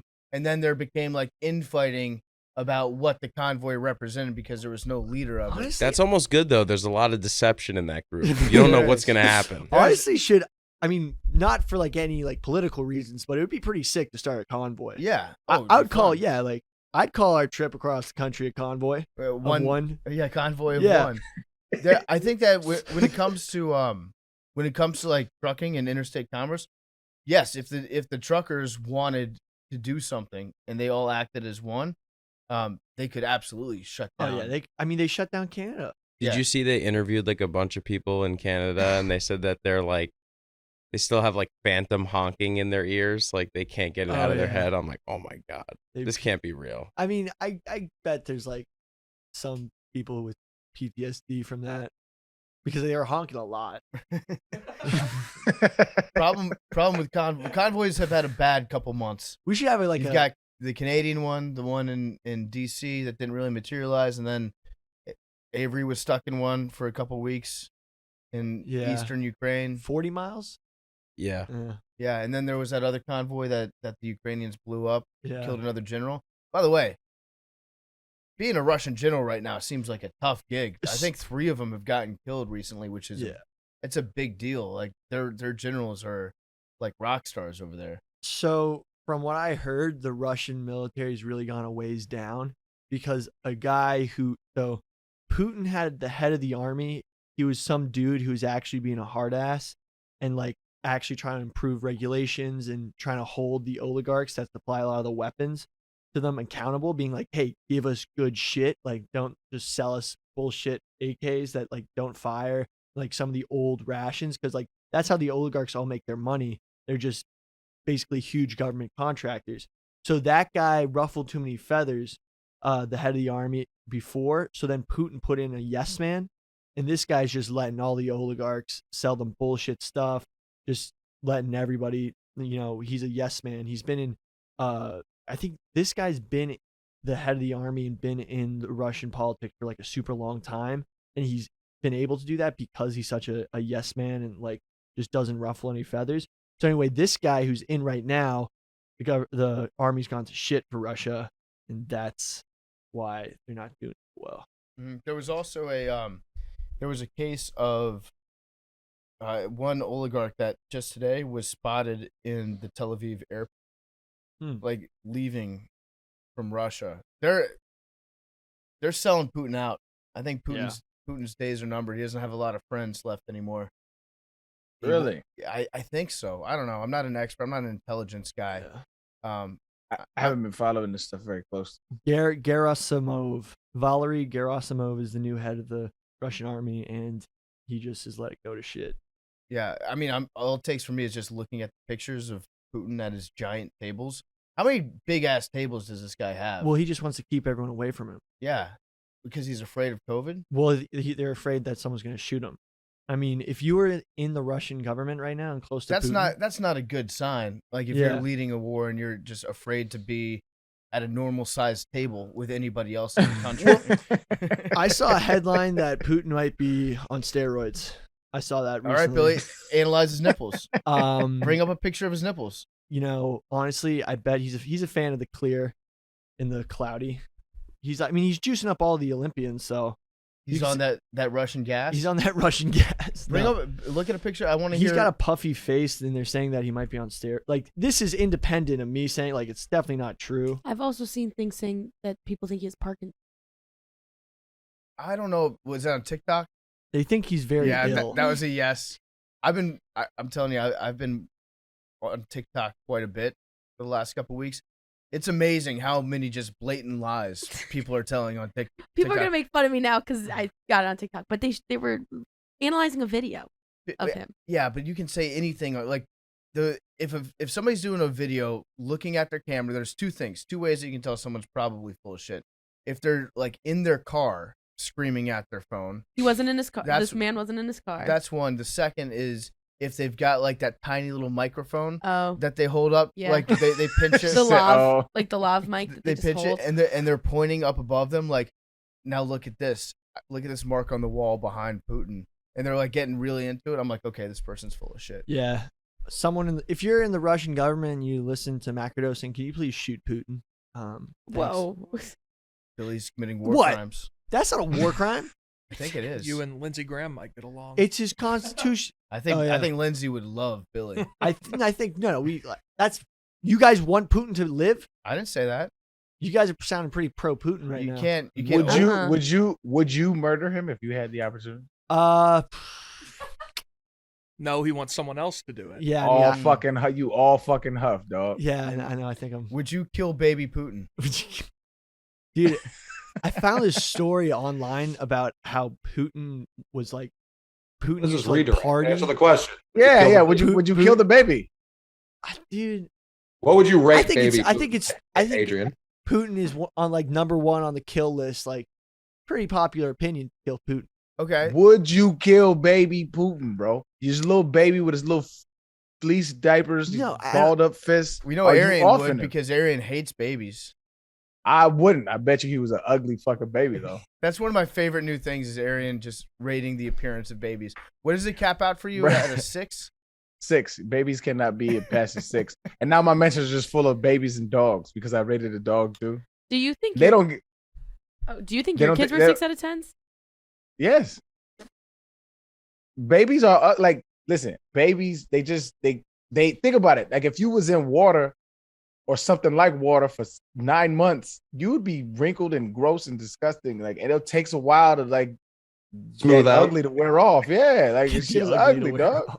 It is ugly. And so people get mad, but your baby's ugly. I'm sorry. My baby was ugly too. Now, you saw her, my daughter now, she's 4 years old. She blossomed out of it. Gorgeous creature. Most beautiful thing I've ever laid eyes on. But when she was born, I was like, yo, Figure it out. yeah, figure that out, dog. And she did. Yeah, see, I noticed that nobody took Germany in our draft. I guess you I can't don't have nukes. Germany's Can't gone really a little trust 'em. soft, low key. really trust them much.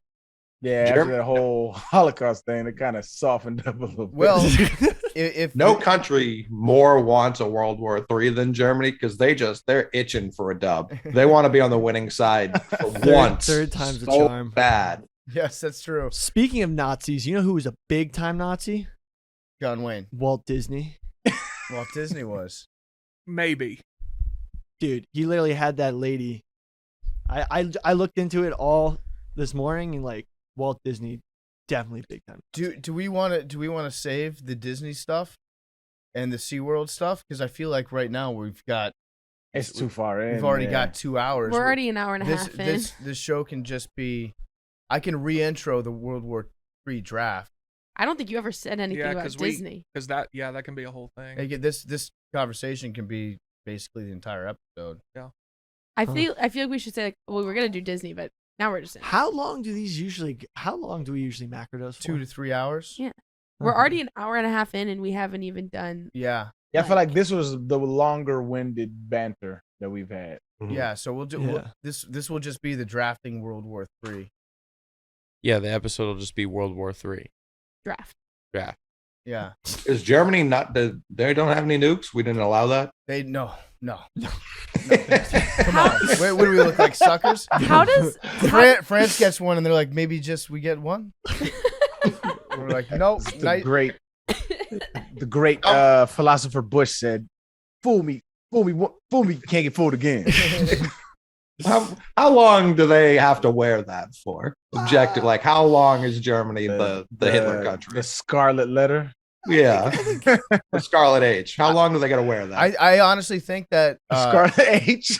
so hopefully it doesn't come to World War III, but It was pretty recent though, bro. if Putin drops For sure. if Putin drops nukes, if he uses nukes, I feel like Putin becomes like he's the new bad guy that everyone points to and be like, this is the evilest person that we've seen in a long time.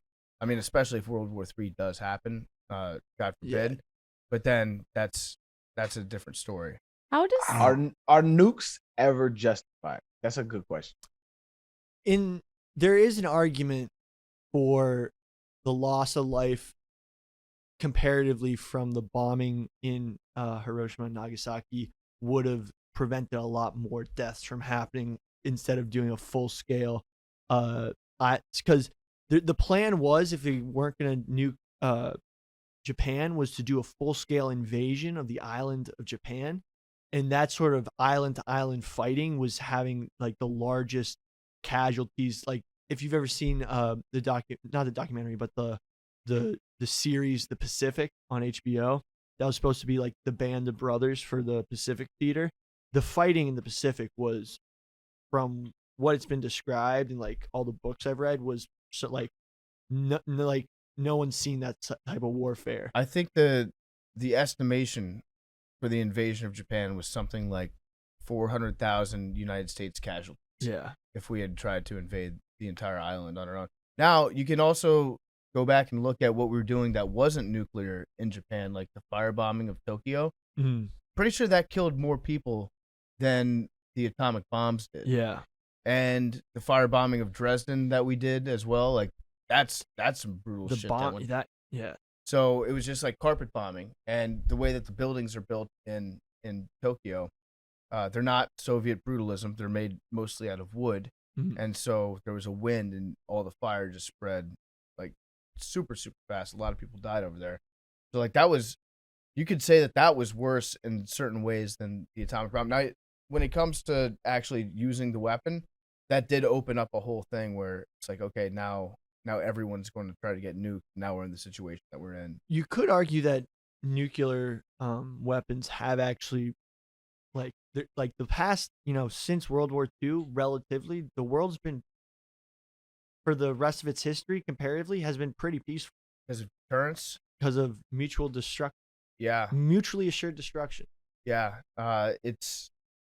It kind of has made people like a little bit scared to start anything, especially the big countries, big militaries.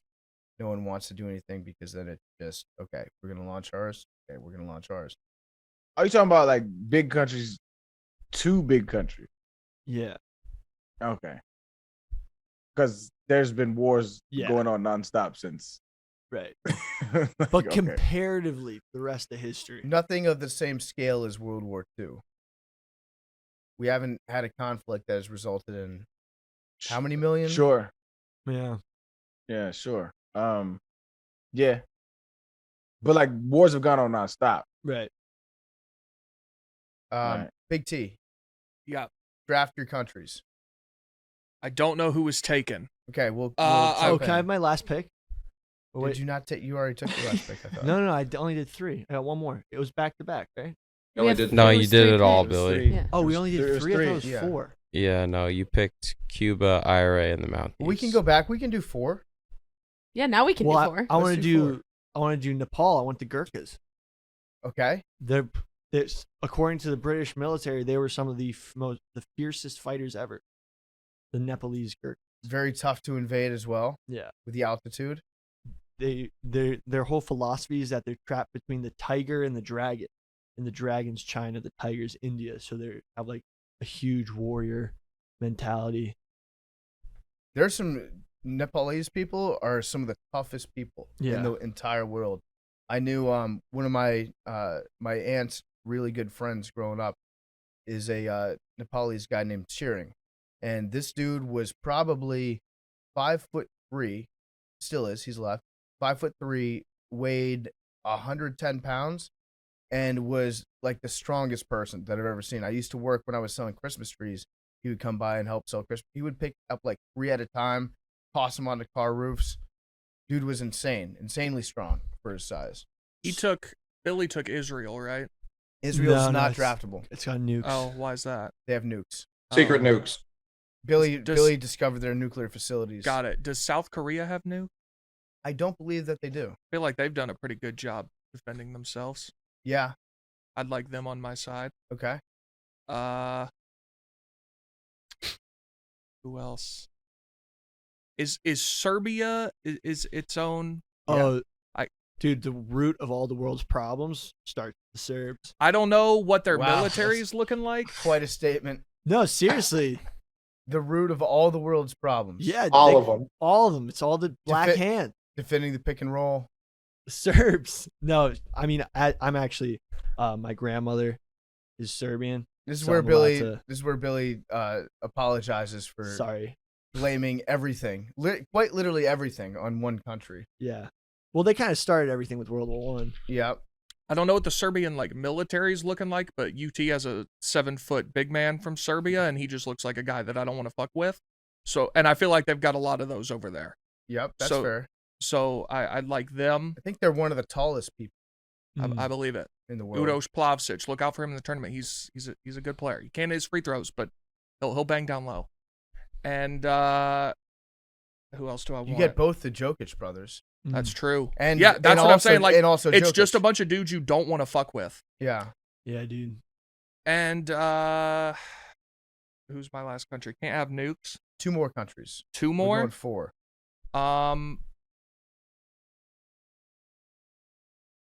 I don't know. Come back to me. So a Gurkha in Afghanistan was outnumbered 30-1 against the Taliban, and he 30v1 them solo. Is this in Warzone? Is this like some Ghost No. of Kiev shit? No, or- this is real. He was in the British military. In one case, defeating Taliban ambushes while outnumbered 30-1. Okay. He beat up 30 dudes by himself Yeah, at the same time. exactly. It was crazy. Cap. All right, Coley. You called cap on it? Super cap. Here, I'm gonna send you guys the link. There's a YouTube video. They filmed it. Yeah, I think they got a GoPro. I'm definitely about to look at this. They got to go. He had a GoPro on while he's getting No, attacked by no, 30 no. cats. This is cap already. I love it. All right, Coley. I'm going to take the 2000 Baltimore Ravens defense. All right. I get Ed Reed. I get Ray Lewis. All I really get Chris McAllister. Tony Siragusa. Oh, the Goose. Anyone who can carry Trent Dilfer to a win, to a ring, I like them on my side. It's a good pick. Some of their stats are incredible about how many points they scored. They went into each game knowing that they were going to have to at least get 1 touchdown on defense. Yeah, that's it. And they Then did. they were good. And they were comfortable. That was the Super Bowl II against the Giants. I think there were 3 touchdowns in like 40 seconds because they both just kept returning kickoffs against each other. Like, what a game. What a team.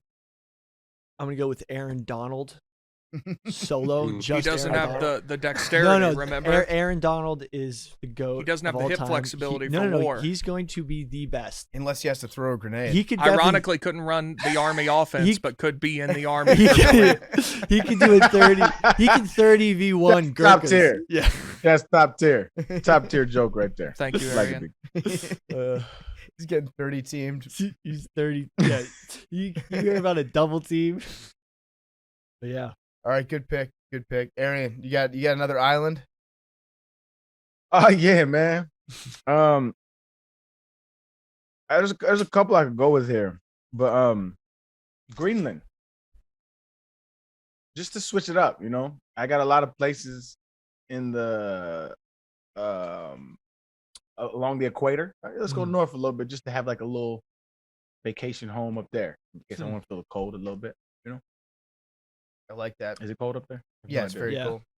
Seed I vault. bet. Again, you got the seed vault up there. And booze. In Greenland? Yeah, there's a lot of genetic alcoholism among the Greenlandic population. Okay. Beautiful. That's just one of those facts I know about Greenland for some reason. It's one. Yeah. What other facts do you know about Greenland? It's not green. That's true. Polar bears. Oh, something I learned about Iceland is that any polar bear, it's illegal for polar bears to be in Iceland. They will be shot on sight. I think that's a good law. Just shooting polar bears on sight. Yeah, because you Come out. can't reason with a polar bear. Yeah. But why'd you frame it like it's the polar bears that are breaking the law? Because Like, they know the rules. Unbeknownst to that's it's What if- illegal for polar bears to be there. They'll be shot on sight. Like they know Yeah. what it is, dog. What have we told you people last time we saw you around here? We don't like you. You got the anti-polar bear mandates in effect. Yeah. Ask them for their paper. All right, my last pick. This is a tricky one. I'm thinking about going Switzerland. You said you wanted Germany 2 seconds ago. No, I don't want Germany. I talked myself out of it. I think cooler heads prevailed on that one. That's it. I think I got to go Switzerland. Worst case scenario, just move everybody to Switzerland and you're not in a war anymore. Everyone's cool with that. Also, you got a lot of money there, just like Arian is doing with the Cayman Islands. You got a big war chest. Worst case scenario, you just you hang out in the mountains for a while, go skiing. Do you know that they have the highest gun ownership per capita?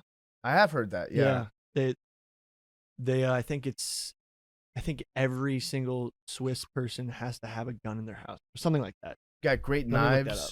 It's a great law. Solid knives over there. Kennesaw, Georgia. Is that mandatory?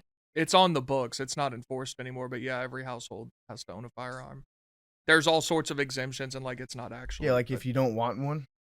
Yeah, but it is on the books. I don't know that there's a lot of people in Kennesaw that don't want one. So you have to have a gun. Again, it's not like they're not checking, but it is a law that's on the books. Yeah. So estimated number of civilian guns per capita by country. Switzerland has 27. We still are the reigning. We have about 120 That's right. firearms per 100 people. The Falkland Islands has Wait, 60. what? I know a dude with over 50 guns. Yeah, there's a lot. It's because Yeah. people who got them What got the a fuck ton. is wrong with People don't have. Well, there's not a lot of people with one gun. It's like a zero or a lot. It's like animals, Yeah. like reptiles, like people. you? Do y'all got don't have- guns? Or- Y'all got or guns? cats. Or y'all in Yeah. New York? Y'all can't have guns, huh? I used to have a gun. You've told that story. Yeah, I used to have a gun. Surrendered it legally, anonymously. Oh yeah, This is that's pretty right. So I used to be a gun owner. Yeah, you're right. Like I feel like 120 million guns in the United States? Way more. 120.5 guns per 100 people. Oh, so It's like five- 400 million. Yeah, There's 400, more guns 500 than million. people. Yeah. Yeah, there are. Falkland Islands also has a ton of guns. I think those are left over from the Falkland Wars. Mhm. And then Yemen, big on gun ownership. New Caledonia got a lot of guns, 42.5 per 100. I feel like Chile would be a good country to support too, because they've been able to defend that tiny little sliver. They've got the entire Pacific Ocean. Yeah. And Argentina is so much bigger than them. Mm. And they're right next door, and they've just managed to be like, no, we get the beach. Now, there's been some crazy wars in South America that we don't hear about, like in the 1800s, like between Chile, Brazil, Argentina. They had a couple big ones. Bolivia would be a good country. Anything with a rainforest. I think Ecuador would be a good country. You Mm. talk about altitude, pretty much the entire northern part of Ecuador is like almost twice as tall as Denver is. It's like 2 miles high. And then you go down and you get rainforest, and then you have the Galapagos out off the west coast, which is just a fun place to go chill. Iguanas. Yeah, iguanas. You've got the sea lions, Boobies. the Lobos marinos, the boobies You out got there. the blue-footed boobies. You've got killer whales out there. You've got the only penguins north Bearded of the Arian. equator. finches. A lot of finches, A lot of finches. tortoises. Yeah, Giant that's the place tortoises. where Darwin. Darwin really had his epiphany about how evolution really happened. If The anybody beagle, out finches, there and is looking tortoises. for a sneaky good vacation, I highly recommend the Galapagos. So much fun. I want to go back. I went there like 10 years ago. One of the best weeks of my entire life. Whoa. Did you So- see a giant tortoise? I did. I saw several. Yeah. Do you see How were they? George? They were massive, massive tortoises. They were probably like, I don't know, I'm guessing 500 to 1,000 pounds each. They move around like dinosaurs, super slow. They have no defense mechanisms besides their big shell, but they're just so big that nobody Mhm. they don't have any natural predators on the island. I did not meet Lonesome George. In fact, so Lonesome George was I want to say a Pinta Island tortoise. Yeah, a specific subspecies. He was the last of his kind, and he was like a local celebrity. Everybody that grew up on the islands, if you wanted to get into tourism or conservation, you had to spend at least a couple months looking after Lonesome George, taking care of him, shoveling his shit, feeding him, et cetera, et cetera. I went there. That was one of the things that I really wanted to do, was see Lonesome George. Was going to go see him on the third day, I think I was there. And our tour guide pulled over to the side of the road as we're driving down from one of the tortoise like sanctuaries that they have on the island. He pulled over to the side of the road. And he started crying because he just got a phone call. Lonesome George, the oldest tortoise of his Oh my kind, God. died the day before I was going to see him. I mushed Lonesome George. He was like 120 years old, I think. I think he was a little older than that. He was very old, and the What- entire island went into mourning for Lonesome George while I was there. Wasn't there? I think there was a tortoise that people said had been around from the time of Darwin. Let me look that up. It could have been George. I think George might have been one of those tortoises. So when the Europeans got to the Galapagos Islands, they just started eating the fuck out of all those giant tortoises. They're like, they just got there, they were hungry, and they're just like, let's just start eating tortoise. Well, you know what else they did? Because the tortoises were, they had a very slow metabolism, so they could go without eating for a long time. When the ships were going back to their native countries, they would take these tortoises and they would bring them on the ships and they would flip them over onto their backs because they can't get off their backs. They're too big. And they would stay alive for months at a time on their backs on these ships at sea. And then they could kill them when they needed meat and they'd eat them. It was like a portable food source for them. And so that's what got rid of a lot of them. But yeah, they also don't like fuck. That's one thing also about those tortoises. Tough to make them breed. Big T, your last choice. Yeah, so Coley took NYPD, right? Mm-hmm. So I'm going to take the collective of New York City crackheads. You just drop me in Ukraine with all of, like, just go up and down 7th Avenue, get me a nice little a group, and we're gonna go fuck shit up. Highly sporadic. Do you think that they would follow your lead? I Because they think hate you. I think that's their beauty. I think you just let them, they're on their own. Now, would you control? How? Would It's you like picking control them with 10,000 crack? rats. You pick 10,000 rats, basically, which is a good pick. Yeah, I'm let gonna have 'em- to interject. Y'all gonna stop calling crackheads rats, man. Y'all are bugging right now. I didn't say that. I said that very. Holy Do you not shit, know the 10,000 man. rats conundrum? Nah, I don't want to know it right now. No, you would like this. It's Uh-uh. pick 2, the rest are coming to attack you, and it's like you get like 2 eagles or 10 gorillas or like 5 ox or 10,000 rats. And, Chaos. like, We picked chaos. when you see 10,000 rats, like it's hard to pick against them. I'm with Arian though. They're people. Nah. Rats is a strong. It has negative connotations. I Y'all would disagree are with that. picking crackheads to go fight. And like, what are we talking about? I right didn't. Now, I stand by what are it. we talking? I'm laughing Where- because from the jump Nah. it was. You ever just known so a crackhead? ridiculous. Have I known one? Have you known a crackhead? No, I've had one hit me with a fucking crutch makes- on 7th that Avenue, makes- though. That makes sense though. That makes sense that you ain't never nobody's addicted to crack. Yeah, let's lay off. Addiction is serious. I agree. That shit crazy, bro. Can't call them rats. Now, do you think Okay, that was not me. The whole thing was A crackhead will I'm rat. saying. Let's not act like they won't rat. Sure, crack? man, they got issues. so? What about this idea? If we're gonna get problematic, let's get problematic with it. Now, there's a song by No Effects that came out like 10 years ago, and it's just about the idea of instead of sending the Marine Corps over to Afghanistan, where it's a very sexually repressed country where you're not even allowed to look at a woman. A lot of times they don't see really a woman until they get married, or they don't see like a woman's skin, a woman's body, and it manifests itself in some very strange ways sometimes when you willfully repress sexuality from your entire nation. What if there was a volunteer force? I'm saying strictly volunteer of female soldiers who were prostitutes that would go overseas, and instead of weapons, they were like, let's fuck. I'm pretty sure that any country we invaded with like the hottest women ever that were like, hey, we're going to take these guys and show them a good time. I'm pretty sure every country would just lay down their weapons and be like, you know what? Life is pretty good. Everyone's getting laid constantly. This is fun. Let's not. Why would you want to start a war if everybody's fucking? Actually, there was a study.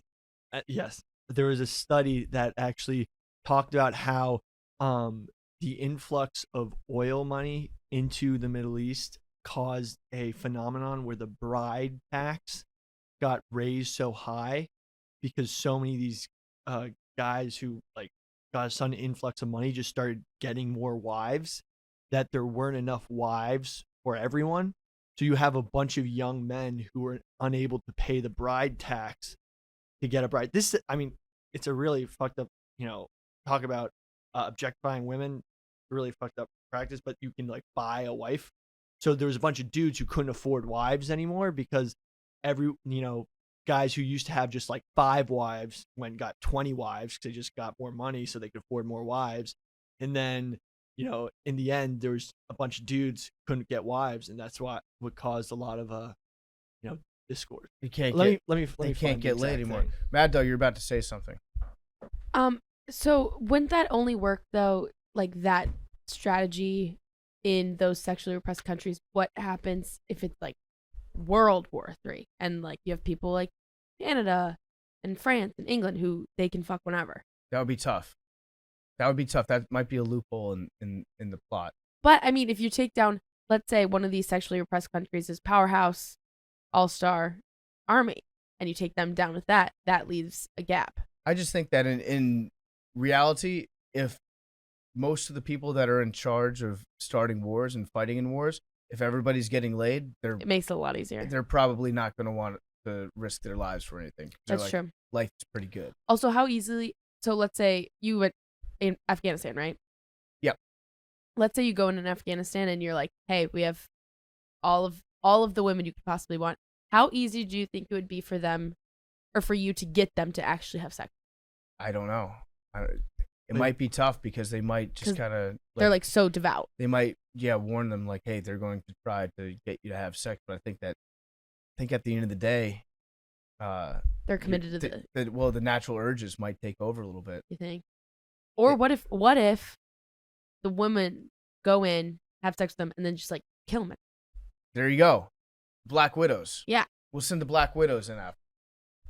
Yeah. Okay, now I'm going to add one extra element to this draft. It's going to be an animal. But you get all those animals in the entire world.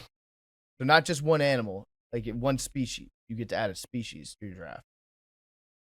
So we'll start with Billy, because I'm sure that Billy knows his answer.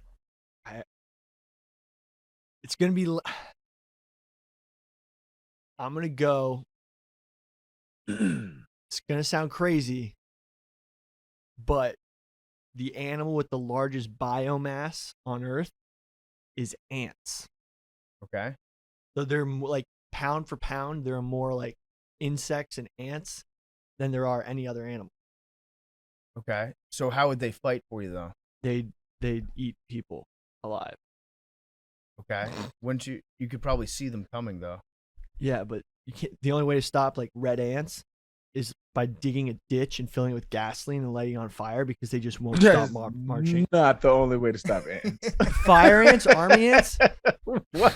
You can step on them. Yeah, but not when they're coming. Have you seen red ants? Fire ants? I think Arian makes a compelling point that it's not the only way. Nah, bro. The only way to stop marching fire ants is like to do that, because they'll just keep walking through everything. Like if you're a fire ant or another kind of ant, yeah, maybe. But like not if you're a giant to those ants. What about a river? They'll march right through the river. They will? Yeah, they'll float. Let me figure. Okay. All right. Well, I think Billy already took ants, so that's Billy's choice. I mean, that's like the smartest choice, but I would love polar bears. Okay. We'll put that as a note. He took fire ants, but he would love polar bears too. I don't think there are enough polar bears. I know. That's why I was gonna. They're all starving. Yeah, we gotta beef them up first, and I think they'd be A1. Okay. Big T. I looked up how many tigers there are in the world. Not that many, right? There's only 13,000, and 8,000 of them are captive, so they're kind of bitches. There's more tigers in Texas than Asia. That's a shockingly low amount of tigers. Yeah, not a lot of tigers. I gotta remember Probably they're the best. Well, you gotta remember they're solo hunters, so it's not like there's a pride. Lions don't really have numbers problems because they have pride, whereas tigers are lone. There's only 20,000 lions Solitary. in the world. 20,000 lions. I mean, I feel like 20,000 lions can take on a couple million of most other animals, right? Fire ants. Yeah, I mean, Yes. You have a legit case right there. Yeah, I think that ants can take out a lion. Yeah, I also think that lions take each other out too. true. I'm assuming that we're working as a cohesive unit here. Okay. All right. Give me 20,000 lions and let's ride. Let's just see what happens. Okay. Not a bad pick. Coley? So I've brought this up for on many different podcasts now. So people listening, I'm sorry if this sounds repetitive. Along the lines of Billy's thinking, there are, according to Google, 21 quadrillion spiders on Earth right now.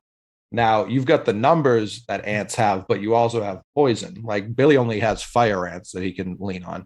There are so many different types of venomous spiders, big spiders, little spiders, spiders that jump, spiders that parachute up and down the East Coast this year. True. Spiders are a real problem. Their biggest problem is their lack of leadership. They're not connected. They do not have a leader that if spiders wanted to, they could get us up out of here tomorrow. With the right leadership. We're lucky they don't have that. However, in this army that I'm commanding, they're falling right in line with the NYPD. Give them a little badge. 8 guns. Spider bad. Come on. Oh, 8 guns at once? Yeah, that's a good point. Arguably, Spider-Man was working for the NYPD. Yeah, That's true. Also, the webs. It would just get annoying. I don't care who you are. I don't care how tough you are. If you're making your way through a dense forest and you're just covered in spider webs the entire time, you freak out. yeah. You have to, because you don't know where the spider is. You don't know what kind of spider it is. Like spiders are fucking shit up. I'm just saying, how overwhelming would it be to have a whole bunch of ants coming marching at you, and there's just nothing you can do? Except for dig a ditch and then light it. If I've got spiders marching directly at them, I feel pretty comfortable. I think the spider versus ant war would definitely be something to see. Oh It would yeah, be, yeah. It'd be something to see. And then- I'd watch that. No, but then you got like one ant could kill you. One ant could crawl into your ear, nibble on your spinal cord or your neurons, and kill you. That like, I just might be sending. I might not even send the ants as a group. I just might drop off little places to kill Putin. Billy, what's that? Bro, what? I think it might be a bacteria. What's the thing in Brazil that swims up your pee stream? Oh, those that's a fish. Penis fish. The penis fish might be a sneaky good pick here. You just know. hide them in like toilet bowls for your enemy. Jumps up out of the toilet bowl. All right, Arian, who do you got? Panda, just chilling, doing So nothing. it was definitely gonna be a docile creature. I was thinking about something on land that was friendly, but I don't really fuck with animals in general. So I'm gonna have something surrounding that I can come and say what's up to every now and then on my island of peace. Orcas. I'm just gonna have a whole bunch of orcas surrounding the and we're gonna, you know what I'm saying, we're gonna keep it nice and cohesive. We're gonna have packs. We're gonna enjoy each other. We're gonna continue our bond as orca and human, because there's never been an orca that has killed a human in the record of anywhere that wasn't in captivity, right? They was just fighting for their freedom.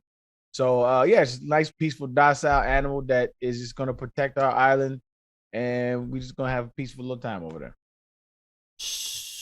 It must be hard for you to find a peaceful animal when the nicest one on earth you despise. You talking about dogs? Yeah. They're not nice. What are you talking about? Knock it off.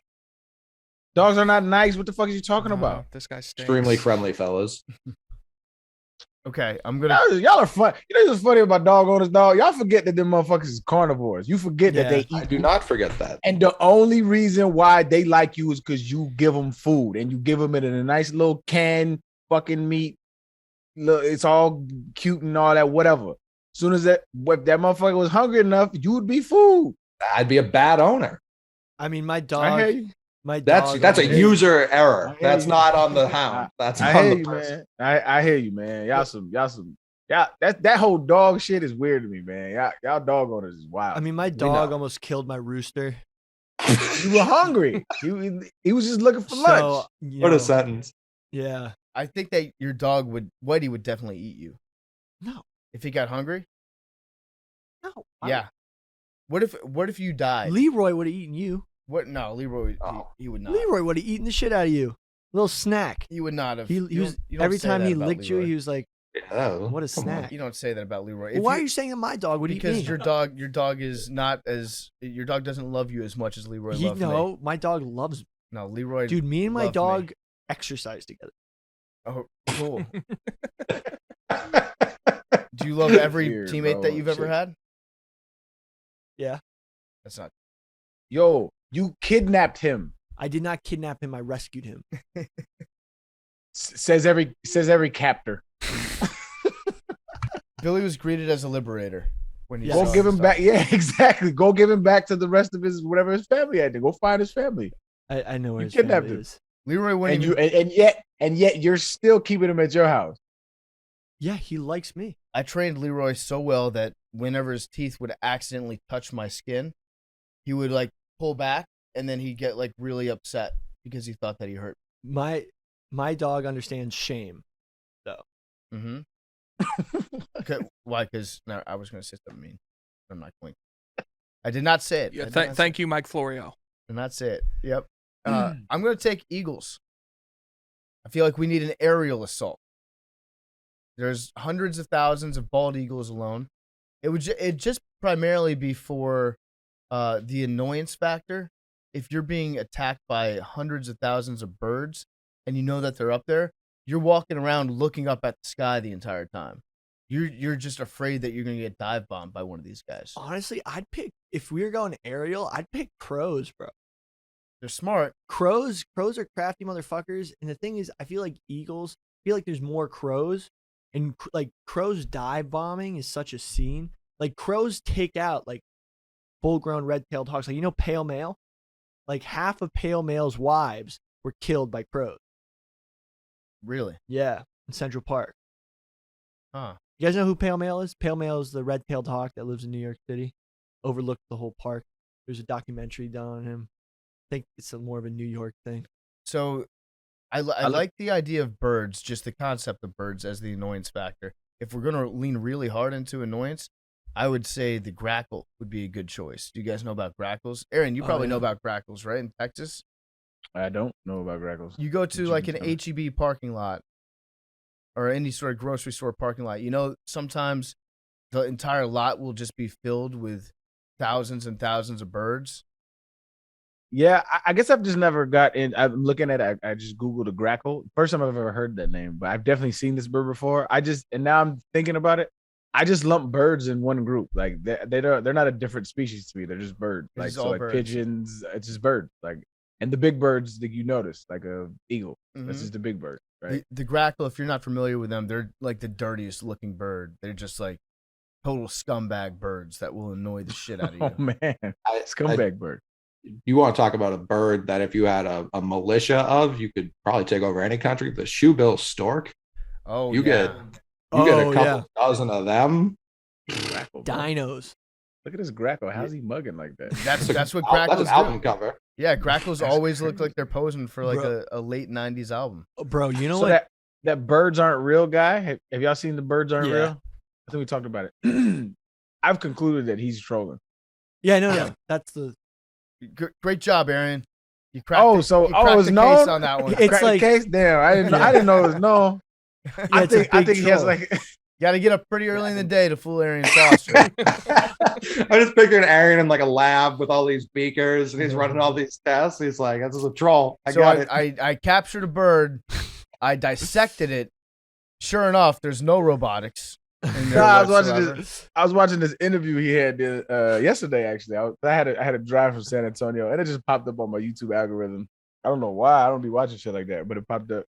And go ahead. No, you figured it out. What was your first clue? Fuck you, man. Dude. No, I thought people thought he was real. Like because like he seems like he gets all pissed off like when you try him, but like the more and more you listen to him, he's trolling. It was just one interview. It took one interview. That's the problem. He's trolling. There are people who have bought everything he said, hook, line, and sinker. That's like what the flat earth shit. That started off as trolling, and now people are like all in. That's what the troll is.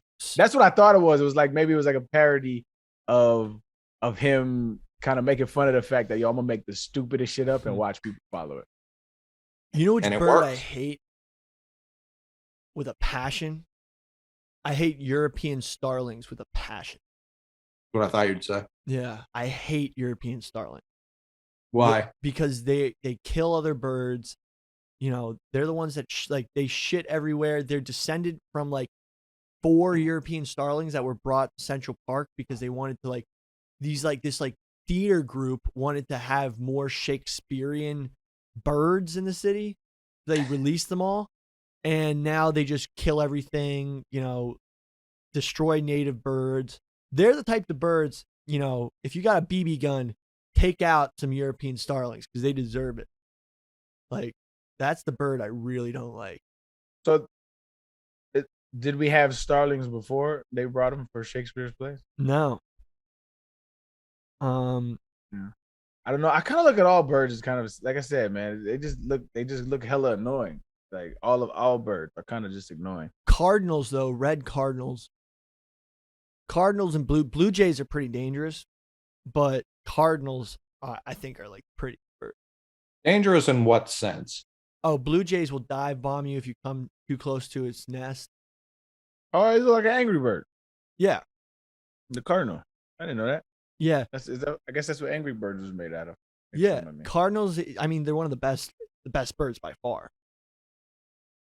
So the European starling were descended from 100 birds set loose in New York City's Central Park in the 1890s. They were released by a group who wanted America to have all the birds that Shakespeare ever mentioned. Yeah, these fucking theater geeks fucked up the whole bird population of America because they want some fucking Shakespearean birds. You just don't like that these birds are associated with nerds. No, I don't like that they kill the native birds and like, you know. I feel like that is something you would like in other animals, though. Like they're kind of bullies. They're tough guys. You don't like that these nerds have bullies on their side. Yeah, the literal theater geeks have an army of starlings that have taken over the whole eastern seaboard. I noticed that nobody picked any aquatic creatures besides Arian's killer whales, but that was mostly just to chill with. No one took like great white sharks. I feel like having great white sharks line your coast would be a very good way to ward off any sort of invasion. Our blue whales. I was gonna say, if you had all the blue whales, now we're like that's kind of like the inverse of what me and Billy were doing with spiders and ants. Yeah. Like, yeah, we're just gonna take it. That would be like having like 50 Trent Williamses. Like, pretty good. So there are 14,000 blue whales. But that's a lot. That's a lot of mass right there. I think ants still has a bigger biomass. Probably. Now, you know what I just found out? Turns out the polar bear population has quadrupled in the past 100 years. 16 now. Well, hold on now a second. Hold on. Orcas won't hesitate to attack fish, seabirds, sea lions. Now, for the first time, this is in February 2022. A pod of orcas has been documented viciously attacking the largest creature on the planet, an adult blue whale. Oh, yeah. Fuck them up. Let's get it. Orcas for the win. Orcas hunt their children, the young blue whales. Oh, I thought you meant their own. I'm like, hold on, my G. What? Oh, they probably do that too. Nah, orcas are like very like family oriented, like culture. They're cultured. They're cultured, bro. I think you're They don't thinking kill of their own. dolphins. I think you're thinking about dolphins. Dolphins. Orcas are dolphins. PU dolphins. Dolphins. Orcas are dolphins. Right. But I think orcas are a little more aggressive. Like they do fucked up. Like they like toy with stuff they're about to kill. But that's just that has Nature. nothing to do. Yeah, that's just what it is. Well, they So get do we. bored. What? They get bored in the ocean, and they do stuff like surround seals and like make the seals like squeal. There's some fucked up videos. They're not. Mandatory. They're not the nicest of the. They nice to family. us. They're nice They're to nice us. to Yeah. us. Now, Billy, I'm reading something here that is about biomass, Yeah. and I'm reading that termites might have more biomass Than ants? Yeah, and then earthworms might have more biomass. Right, but what are earthworms going to do? They're not going to do Isn't- anything. Go ahead and take Isn't- earthworms if you want. Isn't fungi? Yeah. What Fungi. about biochemical war? That's the real. If y'all really y'all dropping the ball on that. Y'all should. True. If we got like, was it COVID. No, what's the Yeah, what's I'm the gonna white take powder? COVID's not real. pangolins. What's COVID's not real. what's the white powder that Now we can't be on YouTube. Now, what about this? What about this? Demonetized. I actually think that termites is not a bad choice because you can have them destroy your enemy's structure. Oh, true. Yeah, That's it'd be like actually huge. saboteurs, the ultimate saboteur. Do you know that But ants? only if it's made out of wood, right? They can't eat metal, can they? Probably think so. not. I'm pretty sure. That's their So Achilles heel. If you're fighting a 1500s army, termites is the way to go. Do you know that termites and ants aren't related and they evolved analogously together? Like separately? Yeah. Yeah, I don't Like think that's the right term. What's it called? Analogous it means an analogy. I thought I meant like side by side. No. They That'd be evolved Parallel. in separate, Parallel. parallelly. Comparable in certain respects, typically in a way which makes clear the nature of the things compared. Yeah, an analogy. Avery, you and Mad Dog, what animal would you take? Huh.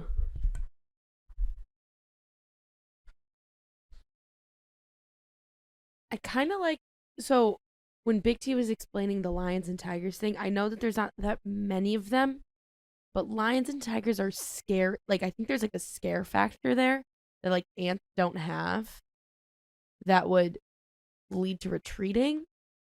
So I'm thinking like, I think I said this for another answer on the podcast, but like elephant or something, if they got really mad, Oh, could yeah. charge. Elephants have been war animals too in the past. And they have the, like, they could, Musk. the When they get going tusks. to musk. Yeah. I don't know what musk is, but they have their tusks. They could Not pierce that. you. Is that a smell, isn't it? No, the musk. When musk, it's actually MUST, I think. It's when male elephants get into breeding age, they start secreting this like oily substance behind their ears, and they just want to kill everything. They just go nuts. Okay, so I'd have all my elephants being Yeah. must, but like, I think there's a There's scare. currently 440,000. That's a lot of elephants too. Yeah, that's a lot of elephants. Is almost that half a million African or Asian elephant? combo. elephants. I think. All, I think- all of the elephants. I think it's combo. Oh, I guess I have to pick a species Yeah, of yeah. elephants. Well, I'll do- we just chose ants. We sure did. You Yeah, took you just ants. chose I know. ants. I look.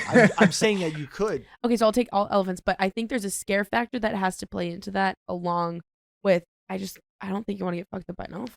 Dude, elephants, when they go bad, they Also, like their what's their nose called? trucks trunk. Trunk. Yeah. They could like knock anything Yeah. out. They crossed the Alps with Hannibal back in the old Carthage wars. They had like war elephants that just marched on and Yeah. on. And I feel like their jaw power Yeah. could break things. So there's elephants in India to this day that are like religious elephants that have like 20 bodies apiece. They can't kill them. They like, so there's a religious elephant that like went nuts one day, like killed like 10 people. They did nothing. They kept it. The elephant's still, hanging out in the temple. It's just like, there's just nothing they can do. Like you'll have an elephant straight up ruin like A a village. whole village's day. Just destroy everything. But it means some significance. Yeah. Yeah, I think elephant. And you can ride them Yeah. if you're Yep. I'm on a the hoot. elephant I'm a side. hut. They trust I'm a you. hoot. yeah. I'm pro animal fucking up humans if they're kept. Yeah. I'm a fan of every animal that just goes quote unquote rogue. Like let them go. I mean, if you There was a camel in Tennessee that I believe was captive at like a petting zoo, and it killed 2 people last week. Yeah. Holy shit. Crazy. camel, Let it go, bro. Yeah, it was a camel. I forget where in Tennessee it was. Why is the camel in the Rocky Tops, man? Right. What the fuck are we doing? I man? feel like, in all respect to the deceased, but if you get killed by a camel in Tennessee, like God was calling you home. Like he's ready. He was ready for you. You didn't have much of a shot. Yeah, it's not. I don't not feel bad for the people, but it's like, what do you expect? The That's camel what's gonna charged. happen. The camel charged at sheriff's deputies as they tried to help the men it had just attacked at Shirley Farms in Obie in Tennessee. I don't know where that is. It was unclear what set off the camel's rampage. Oh, Being in Tennessee, I bet it was unclear. all right. So if we're looking at the goat man eaters of all time, talk about individual animals that have created the most carnage. Number 1 was the Champawat tiger in Nepal and India. Oh, Killed 436 people. no way. Yeah. Jesus. And then in second What a place, rampage. the leopard of Pinar in northern India. This Oh, this is leopard- individual animals. individual. Ooh. Yeah, these are individual stats here. Good lord. The leopard of Pinar killed 400 people. Jesus. Third place, this one is a little bit unclear, but it's over 300. Gustav, the crocodile. Oh yeah. In Burundi. We've Now, talked about Gustav. Yeah, we have. Gustav might be dead, might be still alive. Yeah. We're not sure. There have been reports of his death that are I unconfirmed. love the mystery behind it. I love it. But 300 plus people, and then after that is another leopard, and then 135 lions in Kenya, or 135 people have been killed by this one person's lions in Kenya. Oh, you know who would have been a good pick for the World War draft? Coney. Coney's army. Coney's army, yeah. I mean, What, what his is it, child Joe? army? Yeah. Is he still alive? Yeah. We don't know. There's a bounty on his head. Yeah, that's bigger than Putin's. Really? How many million? Wait. 5 million for Coney. I thought it was way more than that. No, we were talking about this on the Yak one. day. I Yeah, forgot. that's where I. I Oh don't yeah, think- I thought it was way bigger than no, 5. it was like no, it was 500 million Of of whatever the currency. the Congolese. I think. Gotcha. Yeah. I think we should Yeah, do no, a Coney episode. Yeah. You know what? I'll kick in $100 to Coney. To the people who To people who Not want to to catch him. him. Not to him, to the price on his head, to the Right. bounty. So Right. whoever You're catches anti. Coney, So is it 300 million or 3 million and one $300 and I think it $100? comes out to, I think like 5 million and yeah. $5,100. Okay, that's the new price on Coney's head. I would go look for Gustav the crocodile. I'd rather look for Coney. No, I, Why you want to hunt a crocodile? Yeah. no, I'm not hunting leave the- him. He wants to Crocodile. preserve him. listen, I wouldn't- don't want to be anywhere near this crocodile if his Mm-mm. body count is what it is. Yeah. I don't fuck if his body count is 0. I'm not going to be that crocodile. Yeah, I don't want to be 1 either. I don't want to be 1 Exactly, or 301. So the but hold on, in the same line that you got all the elephants, Mhm. and it looks like the best man eaters are cat. So why can't you just take the cat family, all cat? Good True. call. even a house cat bites you, you're getting Yeah. a nasty Get it. infection. Also assholes. Yeah, I'm anti-cat. Civets. Civets are cool cat. Along the lines of like bio attacks, what about like mosquitoes? True. Mm-hmm. There's roughly 370 million pet cats in the world. Feels like way too many. That's what Dude, 370. too many. I probably have like 100 barn cats in Also way too many. update. Yeah.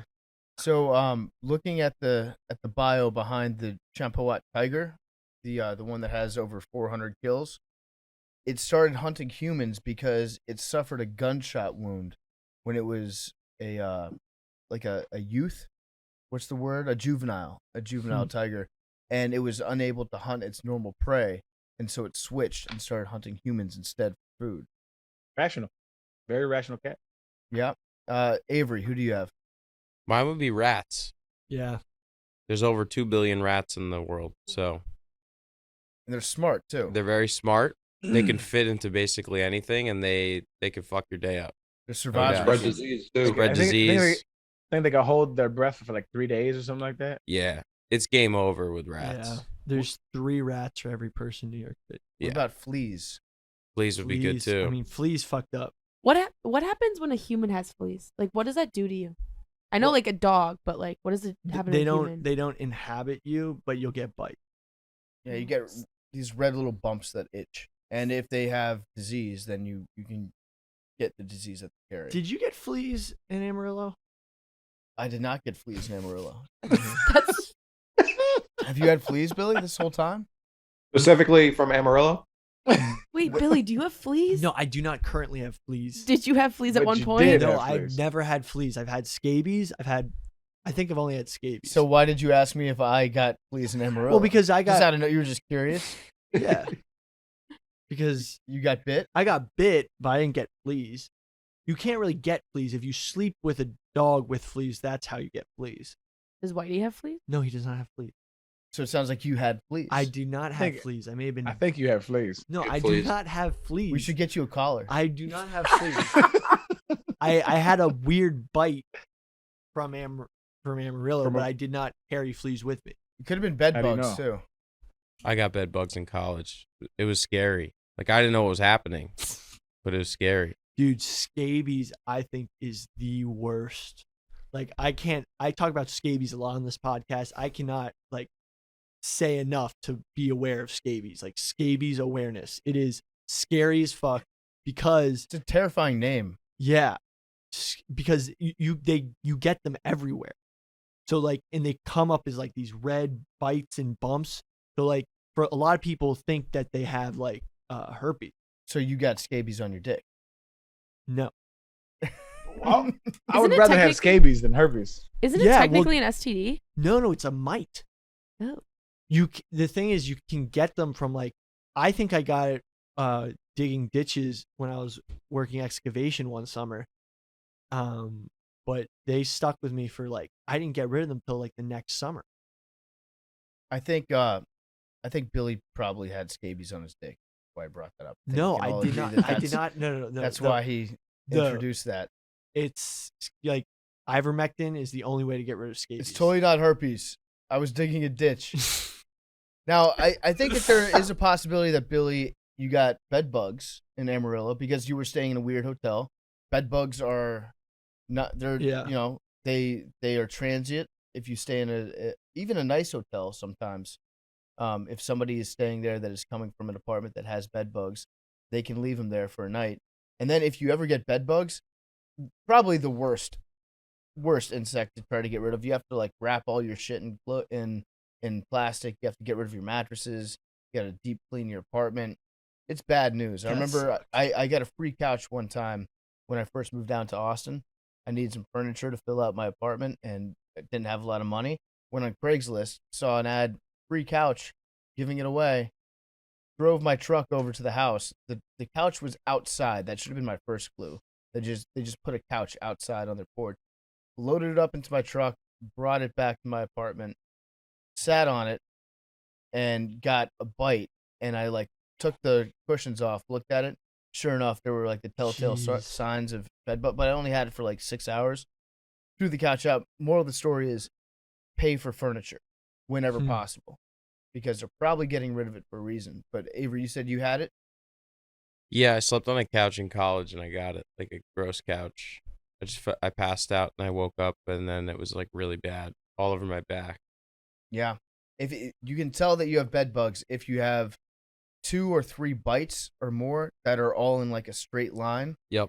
Because they bite you and then they walk in a straight line to the next spot, bite you again, and you don't feel it because they've got anesthesia in their mouth. Mm-hmm. And so when you wake up in the morning, if you have like 3 bites in a row, they call it like a stoplight type formation. That's what a bed bug usually. You probably had bed bugs. Bro. Scabies is the 2 bites next to each other on your wrist, ankles, No, go back to the back of the knee. Go back to your flea scare that you had in Amarillo.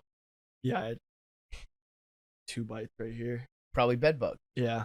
Or Could have been a flea. spider. That could have been a spider. Yeah, but so what I did is when I got back from the trip, I just left my clothes outside, and then I got, I washed with I think it was a mixture of dish soap. It was some remedy I found online. I think it was Alright. actually dog shampoo. Yeah, got you had off. fleas. Billy had fleas. Yeah. I did not have fleas. I got one last thing we could all do. You have to pick something that you think you would be most beneficial in the in World War III. Like if you were sent out to World War III, what would you provide the most for your army? Food. No, I'm Good saying call. like what would you do? Like what Oh. position? Fighter Oh. pilot. Like what's your best strength that Oh, you're my best strength. I podcast for all of them. I think that was a question I think that we had where we determined that doing like Good Morning Vietnam, doing radio. Yeah, it was like what position in the army would you be? And someone on Twitter broke it down for everyone very specifically. Oh, did we break down that list? Yeah, not that list that someone said. Like someone gave me like an IT person in the Navy. Like Pull they it like up. Pull it up. I want to they went read really that on deep. the show. let me see. By the way, there's that thing about the bride price, causing the bride price increase, causing actual armed conflict. The paper's called "In Plain Sight: The Neglected Linkage Between Bride Price and Violent Conflict." Just so no one's thinking I'm just like, I don't think anyone thought you would just make something up on this show. yeah. All right, let's get to voicemails. Before we get to voicemails, they're brought to you by our great friends over at Napjitsu. If you're looking for a healthier energy option to power you through that 2 p.m. feeling, ditch the sugary stuff. Napjitsu has natural time-release nootropics that keep you energized and focused hours without the crash. We need to get Billy on this Napjitsu stuff. Billy wants to try these nootropics. It gives you brain-boosting nootropics to unlock steady energy and focus right when you need it. The result, you get your peak performance, but you get it all day long. Napjitsu now offers 13 powerful, natural, brain-enhancing nootropics. Good for you, because nootropics boost cognitive function, memory, focus, creativity, and more. Their patent-pending Now capsules have natural ingredients. They've got B vitamins, guarana, ginseng, cordyceps, and glutamine. In other words, way more than just caffeine. Billy actually gave me some glutamine powder to use as a pre-workout supplement. Very effective. It's all contained in Napjitsu. Napjitsu now gives you 6+ hours of energy, time released, and 3 doses so you don't crash. That's perfect. We need to get some Napjitsu in the studio right now. It comes in convenient small packets so you can take them with you, unlocking sustained energy boost right when you need it. That's Napjitsu. Check them out. That's napjitsu.com/macro. You can get 30% off. 30% off your first purchase when you go to napjitsu.com/macro. Again, that's napjitsu.com/macro. Get 30% off your first purchase today. All right, let's hit some voicemails. Okay, we got 2. Hey, before we do, yo, I they got a suggestion in the mentions that I thought was dope. And I don't know how y'all feel about this, but like having like a section of like mean tweets. Oh yeah. Stupid shit people say. I think that would be dope, man. Just collect like some mean tweets over the week, and we'll read some mean tweets I can get some throughout our mentions. Yeah, we'll do that. Yeah. We'll do that on nanodosing. Yeah. Perfect. Actually, there was someone that was mean to PFT the other day on their mention. Yeah, right. I'll go find it. I'll pull it up. Liberal dosing. That's Yeah, my it was favorite. that one. It was that guy. Yeah. Welcome back to Liberal liberal dosing. You know, Jack Mac Jack Mac and I used to talk about politics and stuff all the time now, and before, and now he won't talk to me or Billy because he says we're spreading liberal propaganda on our podcast. Yeah, that's us. Really? Yeah, What kind of? Who's Jack Mac? He He's, works with us. he's He's the one who talked to you about Bitcoin in the office. Oh, Yeah, PFT. Everyone called you a lib when you said you wanted to raise the gas prices just to have people show up. And Yeah. I'm trying to help people that are taking pictures to be like, fuck Biden. I'm trying to give you more ammunition. Just pay me $7 a gallon for my gas, and you can take a picture of the pump after you're done and be like, let's go Brandon, and then tweet it and get a bunch of engagement out of it. I'm trying to help you with that. Also, here's another great idea. A grocery store, but the shelves are like 95% empty all the time. So that people come in to take their picture, and then they're like, look at this. It's like Soviet Russia. And then they leave and they get all the engagement that they want. I'm trying to help content creators here. I feel like sometimes people don't realize, I know this is probably true for Arian too, like how much I hate liberals sometimes. Like just because I go left on some issues, like libs stink. It's a fundamental misunderstanding of the political spectrum. Like liberals are pretty par and par with conservative. They just don't like it as loud. Out in the open, yeah. Yeah. They just a lot of times they just want to seem like they're good people. They want everybody to think they're good.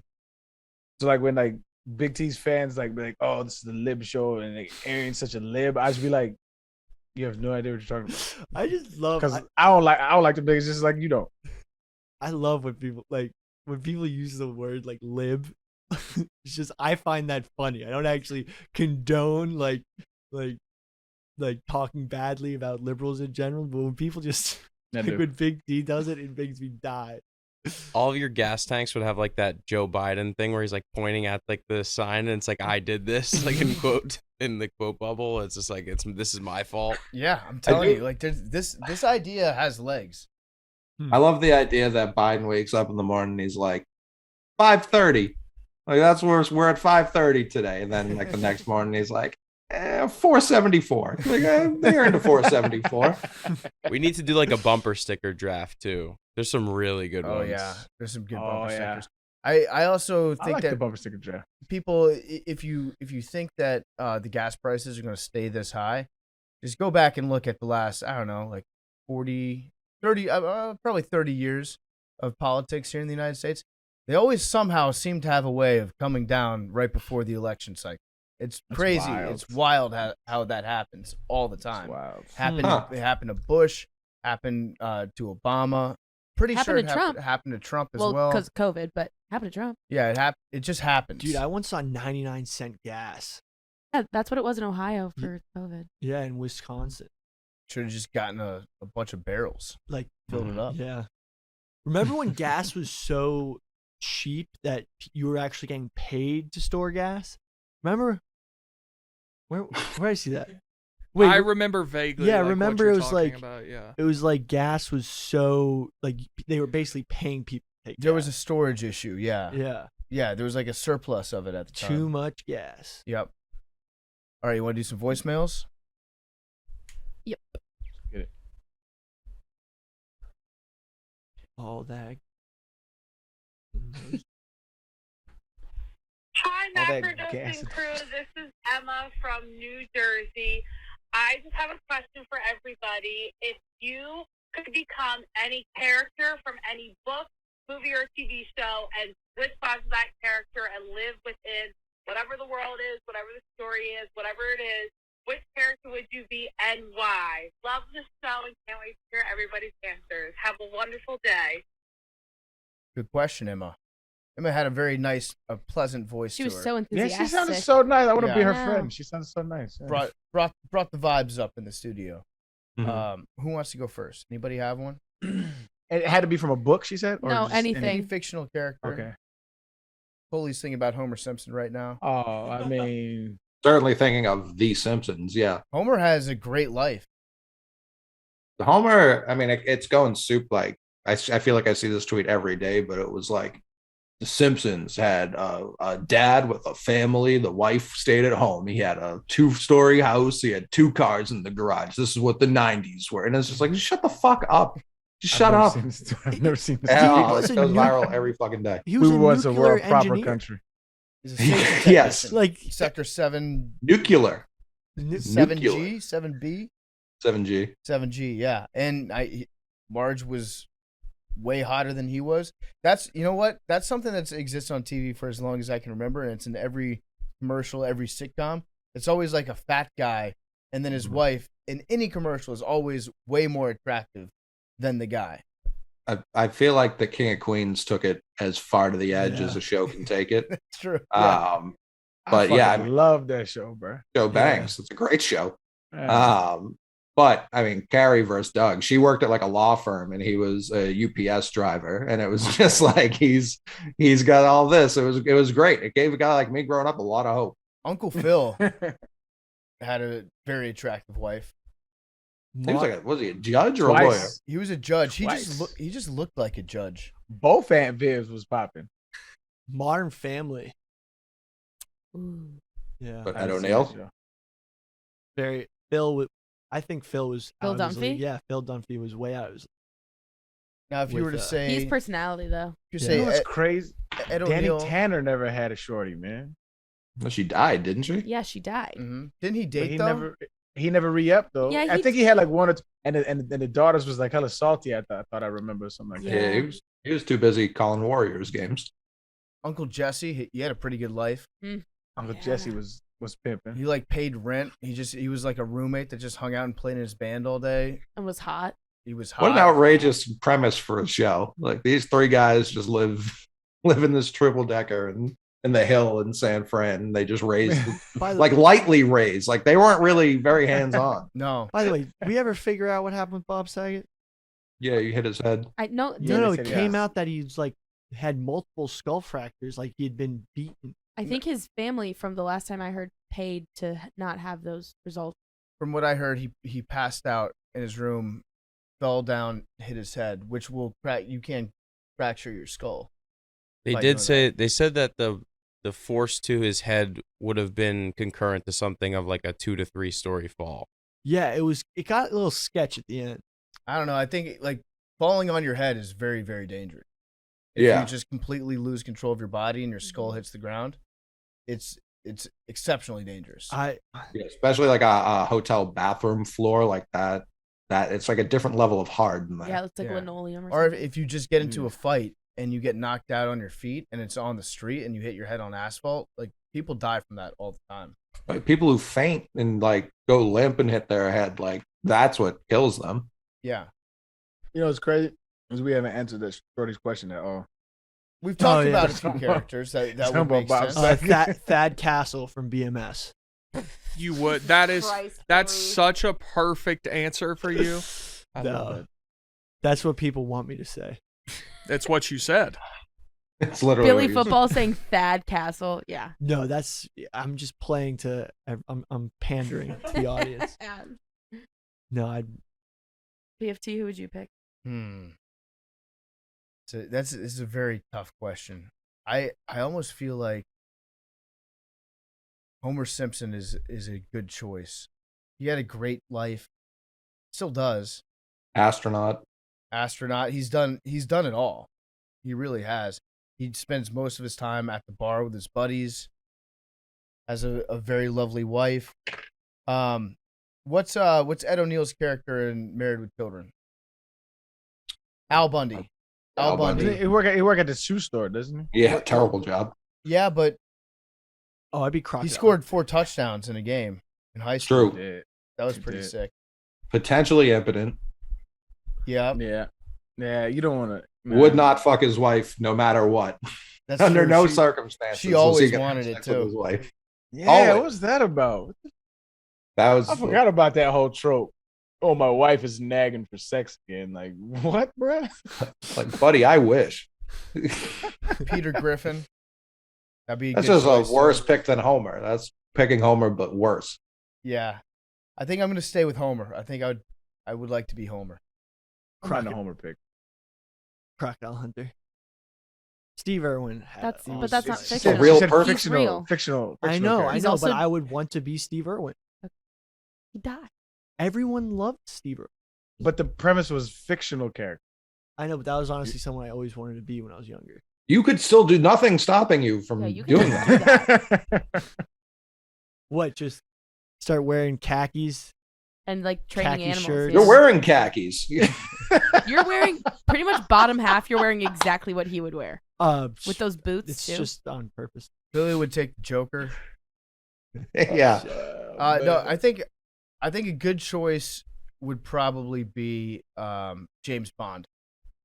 I think being James A lot of Bond work. would kick A lot of ass. work. So But much. it's You fun. never You get to travel. chill. You travel everywhere. You play card games, drink your martinis. You're unkillable. Drive an Aston Martin, sick car, You get great hardware. women. Women. You're British. You're British. Yeah, you really got it all.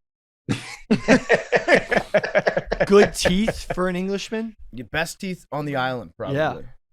What about Logan Roy? Nah, Dude, he's always unhappy. he's such a beta. He's one of those. Oh, Logan. I was thinking. Logan, the dad. Yeah, the dad. Oh, the dad. Yeah, true alpha. I was thinking of Kendall. Yeah, he but has he's all, such an no, alpha. no, no. He's like always upset that he's so So rich. dominant over everybody. Like nobody is worthy of a conversation. He's not happy. That's why he keeps working, keeps pushing, because the game. Remember? Yeah, all your kids are shitheads. Is that a Yeah. Tom Brady sub? Yeah. That was. I don't think Tom Brady's happy. I don't think Tom Very Brady's cool. real. Yeah. I have, What my, an like trying to upstage Kevin Garnett's retirement ceremony like that was poor form if I've ever seen it. I have my pick. Who's yours? Optimus Prime. Be fucking Mm. badass. Strong pick. I like that pick. Actually. Imagine being a Transformer. Yeah. Just hiding in plain sight and then just kick the shit out of anybody. I don't know his character name, but I'm taking Hasselhoff from Baywatch. Yeah. Good character. Yeah. The creep. I mean, I've never watched the program, so I don't know how he acted on in real life. He's a creep. I was saying me neither. I don't even know what I'm saying. I don't know why I said that. What do you? I'm like a dude that enjoys being on beach patrol because of the females is a little creepy. But I mean, maybe he had more to him. I don't know. He had the juice back then. I mean, they were like solving crimes. They weren't even lifeguards. Yeah. They were like a cops. crime show. Yeah, it was like. I see. I've never watched it. I don't know. You're right. I've only seen the Rock movie version of Baywatch, Same. and I haven't even seen that shit. And they were like breaking up like the cartel. I genuinely thought they were like saving drowning people, but nope. Mike Piazza just would show up on the beach. Yeah, Dodgers Mike Piazza. Yeah. What about? Oh wait, now that you said Baywatch, what about Zach Morris from Saved by the Bell? He had a pretty good gig. Yeah. Kelly Kapowski. Kelly Kapowski. That's all you have to say. not going back to high school. Hell no. What about Saved by the Bell, the college days? Dude, Fuck, even worse. Homework was the worst. I know, but Like you were imagine Zach Morris. like how crazy it is to go through a full day, wake up at like 5:30 a.m., go to practice, and then you finally get home and you still have work to do. Billy, he wasn't doing homework. He was just being Zach Morris. I That's like know. the whole premise of that show. I is he just hate did homework. That's why you need a friend like Screech. Yeah. Yeah. Steal all his answers. Also, R.I.P. Yeah. the Right. RP. Zach Morris didn't play sports.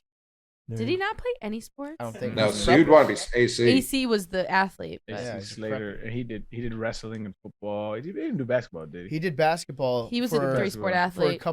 couple episodes. I remember seeing a shot though. It was really, His fourth sport was sitting on chairs backwards. That's true. We interviewed Mario Lopez on Part of My Take, and I asked him about playing basketball. He forgot that he played basketball on the show. I love that show. Big T, who do you got? Coach Eric Taylor. Okay. Just perfect, all America. Everyone loves him. Married to a very nice looking woman. Mm-hmm. His daughter is kind of underselling Mrs. Coach a little. Well, too I much. didn't want to come up. She's a little older than I am, but no, Hey, Tammy love is Taylor. love, man. Listen, Love is love. Listen. Hey, let me tell you something right there, player. listen, she's better Love is looking love. every season. Like she gets progressively better looking as the show goes on. Everyone loves the guy. Helps young men steer their life in the right direction. Just one of the great fictional characters to ever not live. What about Claire Danes from Homeland? You're always freaking out Yeah. about something, God, her life seems awful. but she's always right about everything. yeah, but she's so stressed all the time. She is always stressed. Sneaky along the lines of Homer, you could be Bender. You're just in the Homer in the future. Yeah, Bender's a good pick. You're a robot. You're also an alcoholic for some reason. Yeah, he drinks beers. Mm-hmm. I like that pick. What about you, Arian? Oh, y'all already know. I'm anybody in any tribe on Pandora. You already knew that though. Anyone? Anybody, any one of them. We just live off the land and we Gucci, man. It's all good. All right. Anybody else? Any more honorable mentions? Who you'd want to be? As a Wayniac, Honorable mention. Bruce Wayne. You would want to be Bruce Wayne? Hell yeah. What about all the taxes you'd have to pay? He writes them all Alfred will off. take care of And that. you now have 8% less. Keep that in mind. Alfred will take care of that. No, the Wayne Foundation is orphanage. He did a lot of great charity work. Yes, they were all tax write-off, write-offs, yeah. Yeah. Billy confirmed Wayniac. I think what'd you say? Honorable mention for me is I just finished this book called Scythe. And it's about this kind of utopia, this human utopia, like we're in the future. Everybody is like, we cure disease, we cure death, and so people can live thousands of years because we figured out how to cure everything. If you fall and plummet to your death, they know how to revive you. And anyway, and in this world, humans agreed that death is a part of life, and so they ordained people called scythes to commit what they call gleaning. They don't call it killing, but you get gleaned from society and you get chosen for various different reasons. And so, but everybody agrees that it's a part of it. Like, so when it comes your time to get gleaned, You just accept it. But anyway, there's all kinds of little drama and shit. And there's this dude called Scythe Faraday in there. It was like fucking honorable as shit. And so y'all don't know what I'm talking about. But if you ever read that book or anybody who has read it out there, I would want to be him. He's a fire character. Scythe Faraday. Scythe Faraday. Yeah. All right. And all the Scythes are named after like historical human figures. So like there's Scythe Chomsky, there's Scythe Goddard. There's all kinds of different Scythe names. So All right, we got another voicemail. Yep, more. Good afternoon, Hacker Crew. This is Clay from Germany. And this call specifically goes to PFT. Listen, man, I looked at your drenching reaction from Carson Wentz going to the Commanders. Obviously, you were not too pleased, considering that we seen some tears. But in all honesty, I would really like to hear your, like, maybe optimistic reaction. Like, could you at least give us 3 bullet points on why Carson Wentz can be a good quarterback for the Washington Commanders? Thank you. Okay, this is going to be tough. I think first overall, he was the number 2 pick. He was good at one point. He was great in 2017 before he got hurt.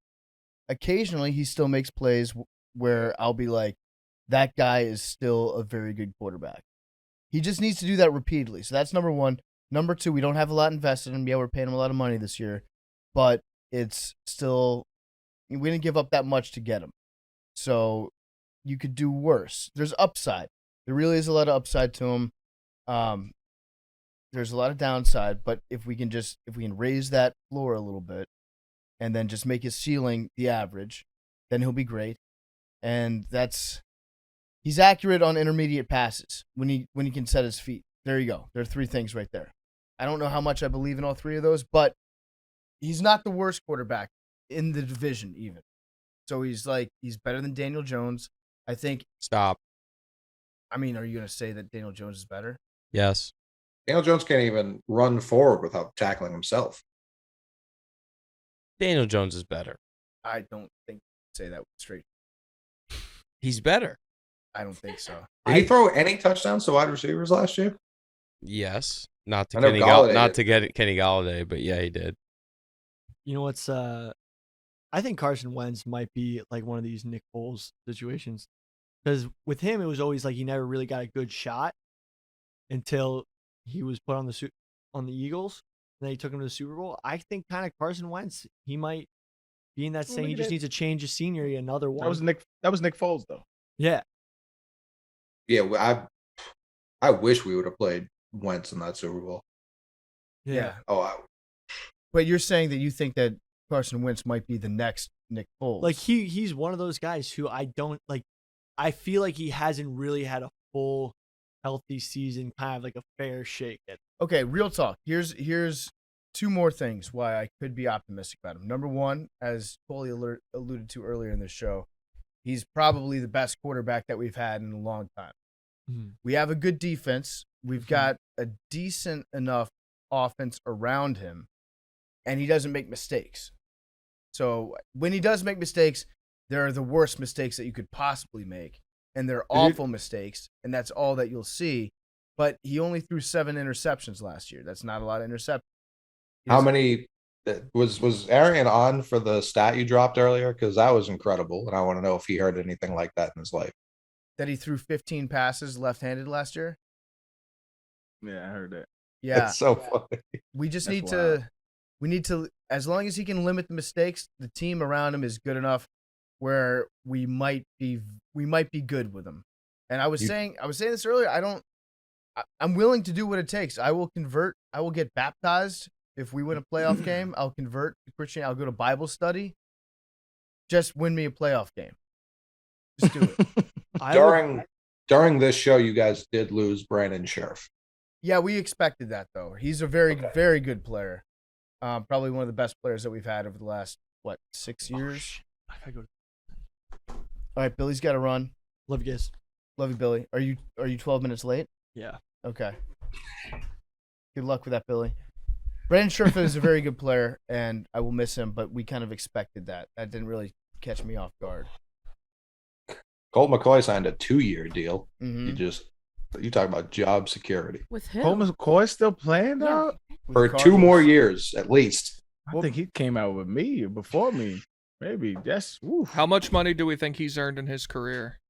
I'm Man, I'm quarterbacks looking it are up stealing right now. money, man. Not- I would say 80. I don't think that much because I could be wrong. he's never gotten the starter deal. So he started for He the got- Browns for a while, and then he lost his job with the Browns, so he signed a back. He signed. Backups, bro. Backups be getting like 3 or 4 a year, I bro. want to say 33. In 12 seasons, he has made $20.4 million. Okay. Which, okay. listen, not a bad gig. Not a bad gig, and he's a very telling good you. backup. Backup quarterbacks have the best job in the history of Mhm. the world. Colt McCoy will get in and he will win a game as a quarterback, and he'll play a good game every single year. He's just very consistent that way. He's not going to start. He's not going to be the franchise guy, but as far as backups go, top 3 back. It's fun for us that one year, I feel like. I feel like he had like a decent year for the Browns. Am I making that up? No, I think he was okay for the He Browns. was like, okay. James Harrison kind of ruined his whole deal in Cleveland because James hit him like 3 seconds after he delivered a pass. Yeah. Just knocked the fuck out of him. James Harrison went on a little 2-year run where he just ended people's careers Yeah. left and right. He used to do that shit on purpose, though. Yeah. What was the like opinion? I around believe the it. League? Like I would be terrified of him, but I would also be like, fuck this guy. He's like actively trying to hurt us. Now you don't get scared of people like that. You face them head on. It is what it is. You got pads just like I got pads. What's happening? What was the hardest you ever got hit? Oh, I remember it. Clint fucking Session, dog. Clint Session, linebacker for the Colts. That little motherfucker. Ooh, boy, man. Bruh, he hit me in my chest. 2010, he hit me in my chest. I could not breathe for a good minute. Like, I was trying to breathe. I could not breathe. I was like, yo, this shit crazy. This is a different level.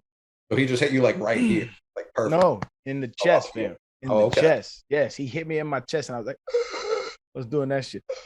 I could not breathe, dog. And he gets up talking shit, and I got to talk shit back, and I'm like, nothing's coming out. Just, bruh, it was just that was my welcome to the NFL hit. Everybody has those where it's like, you know, you go through training camp and you whoop, and you feeling good, preseason whoop, and then you get into the mix of it, and that was my, oh, you here? Yeah, you in it. I'm looking at a picture right now. There's actually a picture online that you can find of Arian getting tackled by Clint Sessions, and your helmet is like coming off, and you're wincing in pain. It was in a different game though. That wasn't the That's hit he's cat. talking about. Let me see. It's when he played for the Jags. Send it to the group. Yes, it was when he played. How the fuck do you know? This guy had your number. Because He's wearing I a looked up Jag. the picture. I looked up Clint But you- Sessions' hit on Arian Foster, and I got the game that he ran 231 yards, 3 touchdowns to fend off the Colts. Yeah, I was gonna say that too. No, it wasn't that game. he couldn't touch me that game. Oh, I Like, thought. I thought you said it was when he was with the Colts. Well, he hit me. He hit me twice, and both of them motherfuckers hurt. One with the Colts was when he gave me a hit, like my head wrong. That didn't necessarily hurt. That was just like I have a concussion, and I. So it was. It I was don't when really he was know with where the I'm at. Jags. The hit you're talking about. The one I'm talking about, he was with Jaguar. Okay. I think that was 2011. Maybe. Yeah. So And that's what we have the picture of. Oh, let me see. Hey, send it to the group. It's in the Like you group. said, yeah. Your helmet's like coming off. You're wincing in pain. Let me see. Oh, my Wi-Fi bugging. This shit is downloading. You guys should only wear those red jerseys, by the way. I agree. Well, ain't no you guys, fam. I don't play no more. Well, I'm looking at a picture of you wearing the jersey.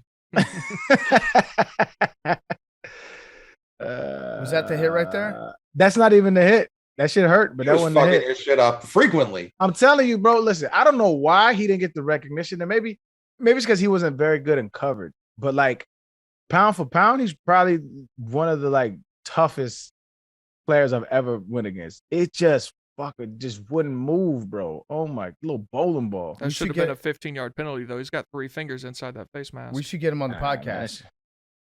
Have you Just guys talk about? have you guys face off? Oh, and I hope he's doing well, man. I hope he's enjoying his millions like I am.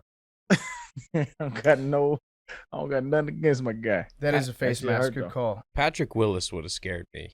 I think of all the guys going up against. Thing about Pat was he didn't hit that hard. I'm talking about he can hit hard. Don't get me wrong, but like that wasn't his game. His game was not to knock your head off. His game was just to be efficient and like get his job done, and he did it better than almost anybody ever. His counterpart was the one that was like, nah, he'll come for your head. What was his name? 53 Burt. No, what's his name? They had two. It was Patrick Willis and Yeah, it was Bowman. I forget. Something Bowman. Yeah. Navarro Oh, Bowman. Navarro Navarro Bowman. Bowman. Yeah. That now he'll come. He'll headhunter. He a headhunter. That's for sure. Patrick Willis though, he was more like really as much as a linebacker could be finesse. He was finesse, but I mean, don't get me wrong, like he was tough as shit. But he wasn't really known for like knocking cats out. He was like form tackling. You couldn't get away from him. Like it was that kind of deal. Bowman he'll come downhill. Like he'll. Yeah. That was a scary defense. They had some players on that defense. Mm-hmm. San Francisco was cold, man. I think at that time they didn't have an offense that was that nice. No, they were going to going. the Super Bowl. That's when they were transitioning from Alex Smith to Cap. Yeah, Alex Smith had like that one good year, and maybe his last year there because he almost got benched several times, and then they got rid of him, signed Cap, and then Alex Smith went to Kansas City. He was the king of not throwing touchdowns to wide receivers, Avery, much like Daniel Jones. Yeah, I think he went something like 400 days without throwing a touchdown to a wide receiver, but they were still winning football games. He was he was throwing touchdown passes to his tight ends. They were running for touchdowns. He was throwing screens to maybe Priest Holmes at the time. No, they wouldn't have overlapped. You don't think so? Who was the running back then? Kansas City, it would have been Jamal Charles. Oh, Jamal Charles. Yep, that's right. Yeah, it was Charles. So he was finding ways to get in the end zone, much like Daniel Jones. There was some show did a list recently, Arian, that they ranked like the top 20 running backs of the 2000s. You were on it, rightfully so. There was a guy who was, I think they had him outside the top 15, and it was Jamal Charles, and that shocked me. That's like a preference thing. That's more of like a style preference because JC wasn't really like he didn't do a lot of like goal line. That's why like his touchdowns aren't that high. So he didn't do a lot of like goal line carries, stuff like that. He could, but he was more of like he was a speed.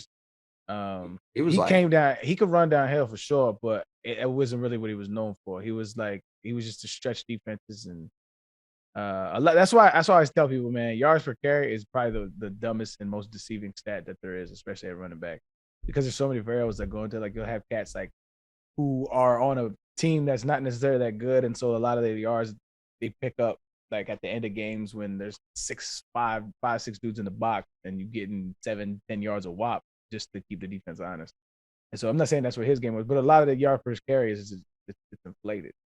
Yeah, no, because I know he had the record up until the end of his career. Like he was well over 5. Yeah, it was like 5, which he was probably more a legitimate yards per carry guy. Right. But like I said, he didn't get a lot of goal line carries. So like that shit comes down like when you or like end of the game shit, right? When you what they call the 4-minute offense, when you trying to run the clock out, like a lot of the times, you know, some of them cats didn't do a lot of that. And so that brings the yard when you got 9 dudes in the box, a lot of that shit brings your yards per carry down. So I never really looked at yards per carry as any kind of barometer.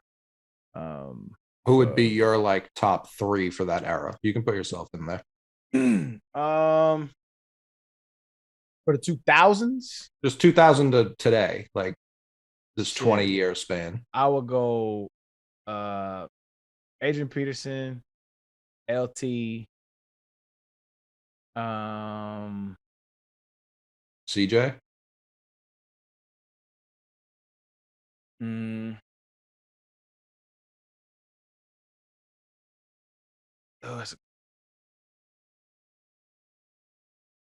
Priest Holmes was cold before he got very hurt.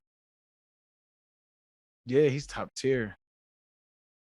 I'll probably do Shady. Okay.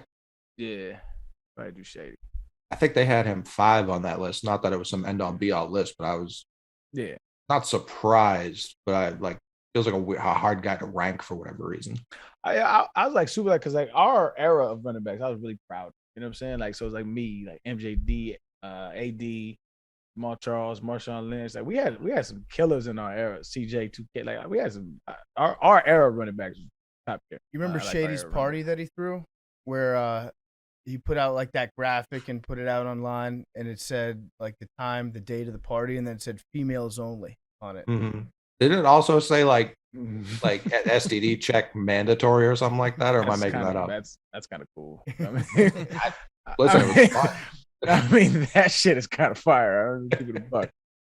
Like, imagine you go to a party like where we all trying to get down, and to get in, you have to have a clean bill of goods. I mean, shit, that's fire. Makes sense. It's safe. Responsible. It's no different than Responsible. having like a metal detector at the door.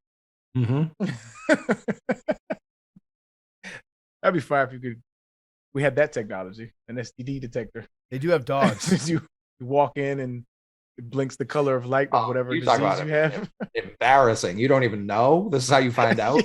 yeah, like, no. I was just going to the party in the hills, dog, and shit. My shit beat green, man. I gotta call all my shorties up. All right. That shit was fire. I think that's going to do it for this week's episode of Macrodosing. We will see you on Thursday for Nanodosing. We're going to read some of those mean tweets that you have for us. So if you have anything you got to get off your chest, feel free. Let us know. Just let us know. Let us know. Maybe don't reply to the main tweet of the show, but just tweet it on your own. Tweet at us. Tweet at us. At all of us at Macrodosing Pod. Or should you just be like, here's the mean tweet thread? Should you Macrodosing just put out a tweet and that's where you leave it at, so you don't flood my messages with your stupid fucking baby and dog pic? We could do that. Yeah. Mean tweet thread. Mean tweet here. Leave it here. Yep, I like that. Mean tweets here. Okay, well, we will see you guys on Thursday. Love you guys.